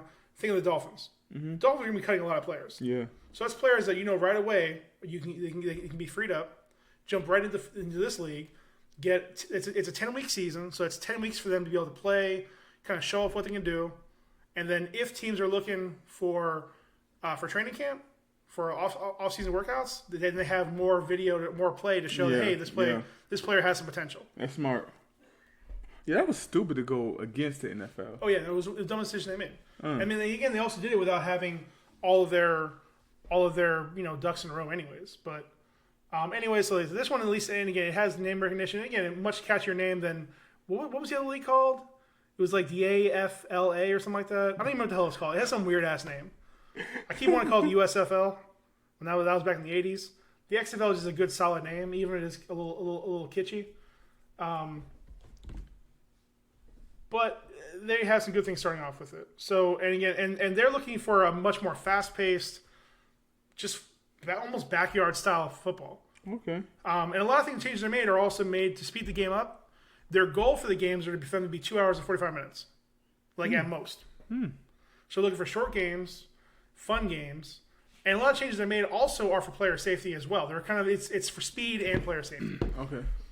So one of the changes they made, like the NFL has been working on themselves. They moved the kickoff back to the 30-yard line. Nice. So they're going the opposite of what the NFL did. So they're trying to get returns. Yeah.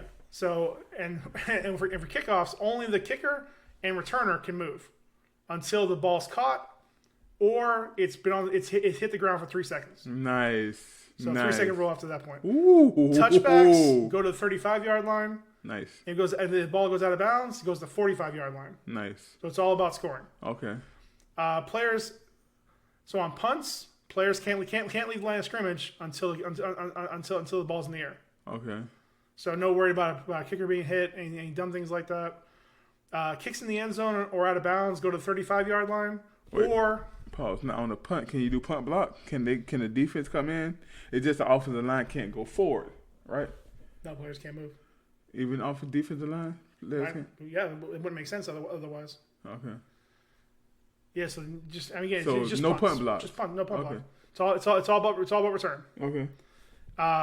So if the ball gets kicked in the end zone or out of bounds, it goes to the 35-yard line, or wherever it went out of bounds, Before which that, okay. whichever is best for the receiving team. That's smart. So they pooch it and it goes off the 50-yard line, going to the 50. Okay, that's smart. And again, it's meant to discourage fair catches and those coffin corner kicks. You know, so you can't again because there's some great punters that can get the ball out down at the 5-yard line. Well, it don't matter now; it's going on 35 or the 40 or whatever. That's awesome. And it's also meant to encourage teams to go for it on fourth down. In what way? Well, it's like say if you're on the 50-yard line or 40 or 45, or if you're in the other team's field, past 50-yard line. If it's maybe 2 or 3 yards to go, you're on the 40-yard line. You're going to punt get it it at 35 anyways. Right. So you just go for it Yeah. at that point. Yeah.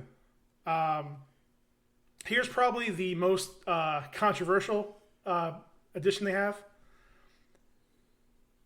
As long as they're allowing 2 lateral passes per play. As long as the first is behind the line of scrimmage. So you can throw it behind. Yes. So the point is, it's meant that if the ball is dropped, or again to kind of help cut down on replay review. Okay. So again, so if you do a little bubble pass and you want to turn that into a flea flicker, you can do that. Instead of having to worry about taking 2 steps back and the defense automatically knows what you're going to do, it gives you a little bit more flexibility.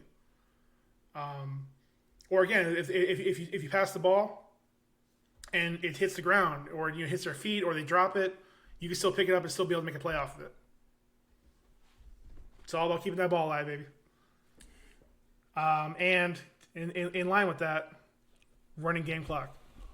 Oh, the clock just forever goes. Keeps going. It only stops on incomplete passes and out of bounds inside of 2 minutes. Nice. Otherwise, it keeps running just like soccer rules. Oh, that game ain't finna be boring at all. Let's keep going, baby. So keep going. So you can't just you can run the clock out, but it's still there. Like there's no you can't just keep playing forever. It's great. It's so good. I love it. And to kind of again to help this actually is one built for speed and player safety. Now you only need 1 foot inbounds for reception. Wow. So it'll cut down on review time. College style. Yeah, it'll cut down on review time, and again, just it's player safety because every time you see those players go into trying to drag 2 feet inbounds, they can't brace themselves when they hit the ground. And you realize too, they're not going to have the world's best players. No. So it's the 2nd tier, 3rd tier, 4th tier players. So you have less players. They're going to lose. They're going to less players having the wind knocked out of them when they land the football in their chest. Bro, listen. So just to cut you off real quick, just for a second. Yeah, of course. The whole best players doesn't mean a thing to me because, dude, these are talented players coming out of college. Half of the 5 stars don't even make it to the league. Yeah. Well, what I'm saying is because again that's skill in of itself. Learning, learning to get 2 feet in bounds, and doing it safely. Because a lot of players do it. I put my hand under my arm and like it smells like my deodorant now. All right. Because again, it's college. You get so used to playing with just 1 foot in bounds. You go to the NFL, you spend most of the off season, most of the training camp learning how to catch with 2 feet. Mm-hmm. And a lot of players, especially younger players, it's some trials and tribulations. So they're gonna hurt themselves, bang up a shoulder, bang up an elbow, because they don't learn how to roll right or fall right. Again, it doesn't happen a lot, but it's just one little thing to help speed the game along. Yeah, just keep it. Yeah, no, I love it. I love the idea. And to help keep the score going. After a touchdown, you got 3 ways to get points. Yeah, I was kind of reading some of that. Go ahead. From the 2-yard line is 1 point. Yep. From the 3-yard line is 2 points. Or from the 10-yard line. Or from the 10-yard line for 3 points. Dude, I'm so ready, dog. No kicks. I love that No idea. kicks.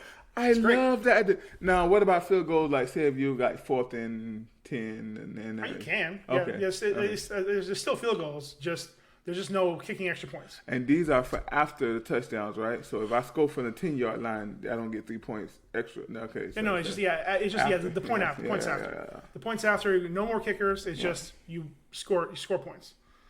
OT rules. I'm not. This is interesting. This is actually pretty interesting. This is a shootout style. So there's 5-round single play possessions. So you get 1 play from the 5-yard line to score. You don't get it, the other team gets it. Oh, so you go 5 rounds. Keep going back and forth. I like that. If it's still tied, then it just goes. It's rotating possessions. So whatever it is, I mean, I don't know if it's probably the 5-yard line. You get with the 4 or 5 plays, whatever it is. And I don't know where. I don't see it, but I think I remember seeing that it might still be 4 possessions. So I think I misread that earlier, but a lot of things in here meant to speed the game up. I love it. It's gonna be it should be a fun game, as we said. As long as because they think, I know. I wish I had it in front of me. They do have some players and coaches involved. I was just looking at. Interesting. I was just looking at the coaches. So first thing I highlight with the coaches is there's 4 black coaches. All right. Bob Stoop is a coach. Oh yeah, that's right. Let me see what team he was. I forget what team. So let me just go through the coaches. The Battlehawks, which is in St. Louis, their coach is Jonathan Hayes. The New York Guardians, I almost said Giants. The New York Guardians coach is Kevin Gilbride. Ooh, Kevin Gilbride. He's from where's he from? I know that name. He's from somewhere. Anyways, Chargers. Yeah, he coached with the Chargers. Okay, that's right. So Kevin Gilbride is the Guardians. The Seattle Dragon coach is Jim Zorn. I don't know who he is, but I love that name. He's been around for a while in the NFL. Zorn. Okay, I know who he is now. He was the head coach at the I remember Zorn. with the freaking Redskins. Then the Roughnecks, which I keep wanting to call Rednecks, June Jones, which is another name that sounds familiar. Then also with the Wildcats of the LA, they have Winston Mouse. That's the name sounds familiar. I'm sorry, they got 5 black coaches. Hey. Another one. And another one. Another one. Winston Mouse, where's he from, bro? Who? Winston Mouse sounds so familiar. I think you're thinking of Deacon Moss from Longest Yard. Maybe. Stupid. Then we got with the Dallas Renegades, Bob Stoops. Then with the Vipers of Tampa, you have Mark Trestman. I almost said Tressel. That's kind of what I want to say, Trestman. But Mark Trestman, I don't know where he's from. Then you got the DC Defenders, and you have Pep Hamilton. That was the first black coach that came. So we got 2 black coaches from so far. Then you have with the Extremes of Los Angeles, you have Al. I don't know how to say that name. Luganbill, John Allen Luganbill. A bunch of people nobody knows. Yeah, I don't know who that is. Luganbill. Then you have with the Hitmen of New York, New Jersey, you have Rusty Tillman. Rusty? Probably be from the 70s, yeah. Yeah, so not the one we need. So that's not the one we did. No, Okay, missing so. somebody else, maybe his son. So interesting. But I counted 4 to 5 black coaches. Yeah, like I said, diverse against some names in there. Yeah. Player wise, interesting.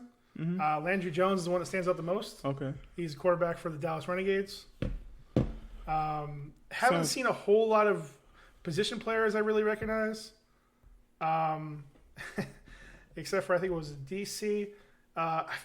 Even the XFL, he's a backup. Cardell Jones is backup for Cardell Jones from Ohio State. Khalid Abdullah, wasn't that the guy from? That sounds familiar. Yeah, I feel like he played for Detroit or somebody.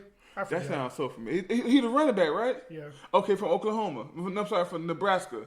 Yeah, I think so. Yeah, Nebraska. Yeah, he ran all over us that year.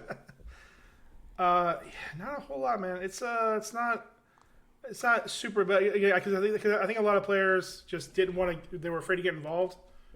And I know some teams or some players were Matt McGloin. Remember that name? McGloin. Matt McGloin. Remember that name coming up in jokes a lot. I found some players on the roster, but I don't see no big time. Yeah, no, it's they don't really have a lot, but again, they don't really need to because it's more about just. And honestly, it's probably better this way, not having like players that stand out. Because like I think having somebody like I already forgot his name because he was so annoying. Money, what's his name? Your boy from the Browns, your BFF from the Browns. Johnny Manziel. I thought he was working with Geico or somebody like that. He needs to now. Yeah, because I think having somebody like him would just take away from it. No, you're gonna get players. Like you're gonna get some good players. You're probably gonna not get the 500 that the NFL is gonna get first off, but you're gonna get some really good players. Many people don't know these college rosters have really good players on them, man. Like, and just to see, I know for me, I'm a fan of college football, so to see players that never had a chance get a chance is going to be good and maybe get developed. To me, this league is going to be on 2 things. Can you advertise it and actually make it fun? Like can it be? I told you. Can it be as advertised? As far as like fun wise and all that, and then can you get really good coaches to make the players better? Because as soon as you make the players better, they're gonna go right to the NFL. But I don't know, if they're not fighting with the NFL and they start getting really good money, that's gonna be a threat. But yeah, they should. I'm optimistic because I enjoy quality football year round. But I'm not gonna look at this as quality football. I'm just gonna look at this as more football with a different pitch on it. With something different. I'm gonna look at this as something different. Football that's different, and I'm happy with that. All right. I wonder where they allow players to go straight from high school to NFL to XFL. Then NFL gonna have a problem. Then the NFL will have a problem. I think if they're smart. And again, I don't know what conversations are being had behind the scenes.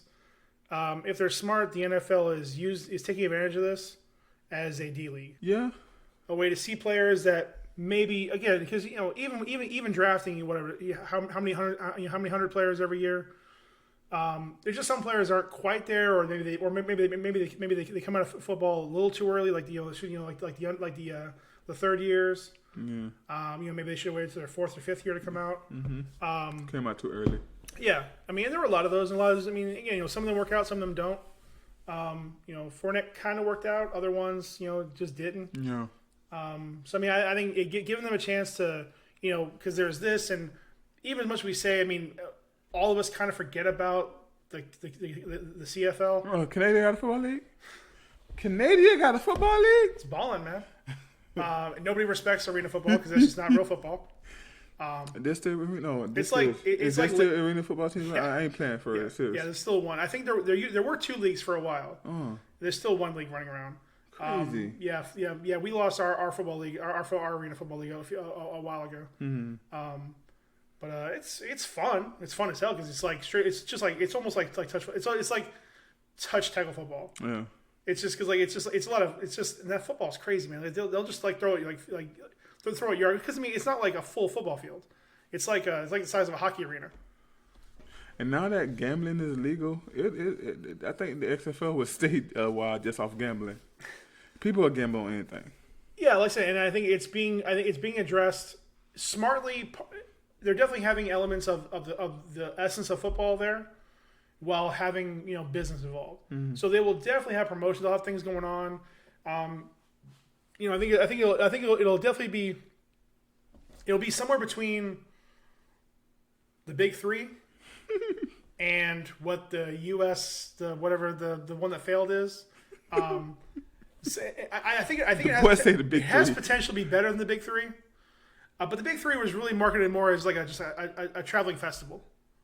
Like it was like there was just as much talk about who was there and what bands were playing as opposed to what the stakes were. Yeah. Because really at the end of the day, like nobody really had a team. They were rooting for some players, but then like week one, like what was it, White Chocolate was out or some big like a bunch of big players were out like the first week. And again, they're dealing mostly like 40-year-olds in that league. Sadly. I don't think the big three is over yet. I still think they're going to be able to do something. Oh yeah, no, it's still going on again because there's just so many players that just don't get a chance. Mm-hmm. Even now you got a lot of players that they just there's a lot of talent out there. So it gives them a chance to play basketball and not have to go to China, not have to go to Europe, not have to go to Middle East. Like they can still stay in the States. I don't want to change the conversation, but I think if Big Three could have connected to the NBA, like the NBA Big Three. Like it'll cause like you can have players literally go from retirement to that league. But I don't want to get into that conversation. That's a whole nother conversation. So positive. I'm optimistic about the XFL. I'm very much excited about it. So we'll find out. We'll find out in a few weeks. I'm so excited, and I can't hide it. Ooh. So thank you for joining us on a very long and winding road of this one last podcast, Sports Edition. Sports talk, homie. Straight cash, homie. And that's Randy Moss. Pancake, yeah. Straight cash, homie. I've been the Lacey. D the Easy. What's my name? Deez the Slim. I don't want to do that on this show. That's the podcast where I do all the naming. The Lacey Juana Man Howard. I hate you so much. I'll never get over that name, dude. I'm never gonna forgive you. What, Juana Man Howard? It's over. We ain't talking y'all. No more sports talk. Anyway, so again, thanks for joining us. Follow us on Twitter, YouTube, Facebook, Instagram, Tumblr. We post every once in a while on there. If we have to, tell us. We'll join 4chan. You can find you don't want to know. You can find us on Podbean, Spotify, iTunes, Google Podcasts, and eventually more places. Yep, we on the way. We will arrive one day. And we give y'all variety, man. You have the podcast where we talk about all kinds of crazy stuff. Now we got sports talks. We have ladies' night. Oh my goodness, we're giving y'all variety. So just one last thing before we go. Let's go Tampa Bay Vipers.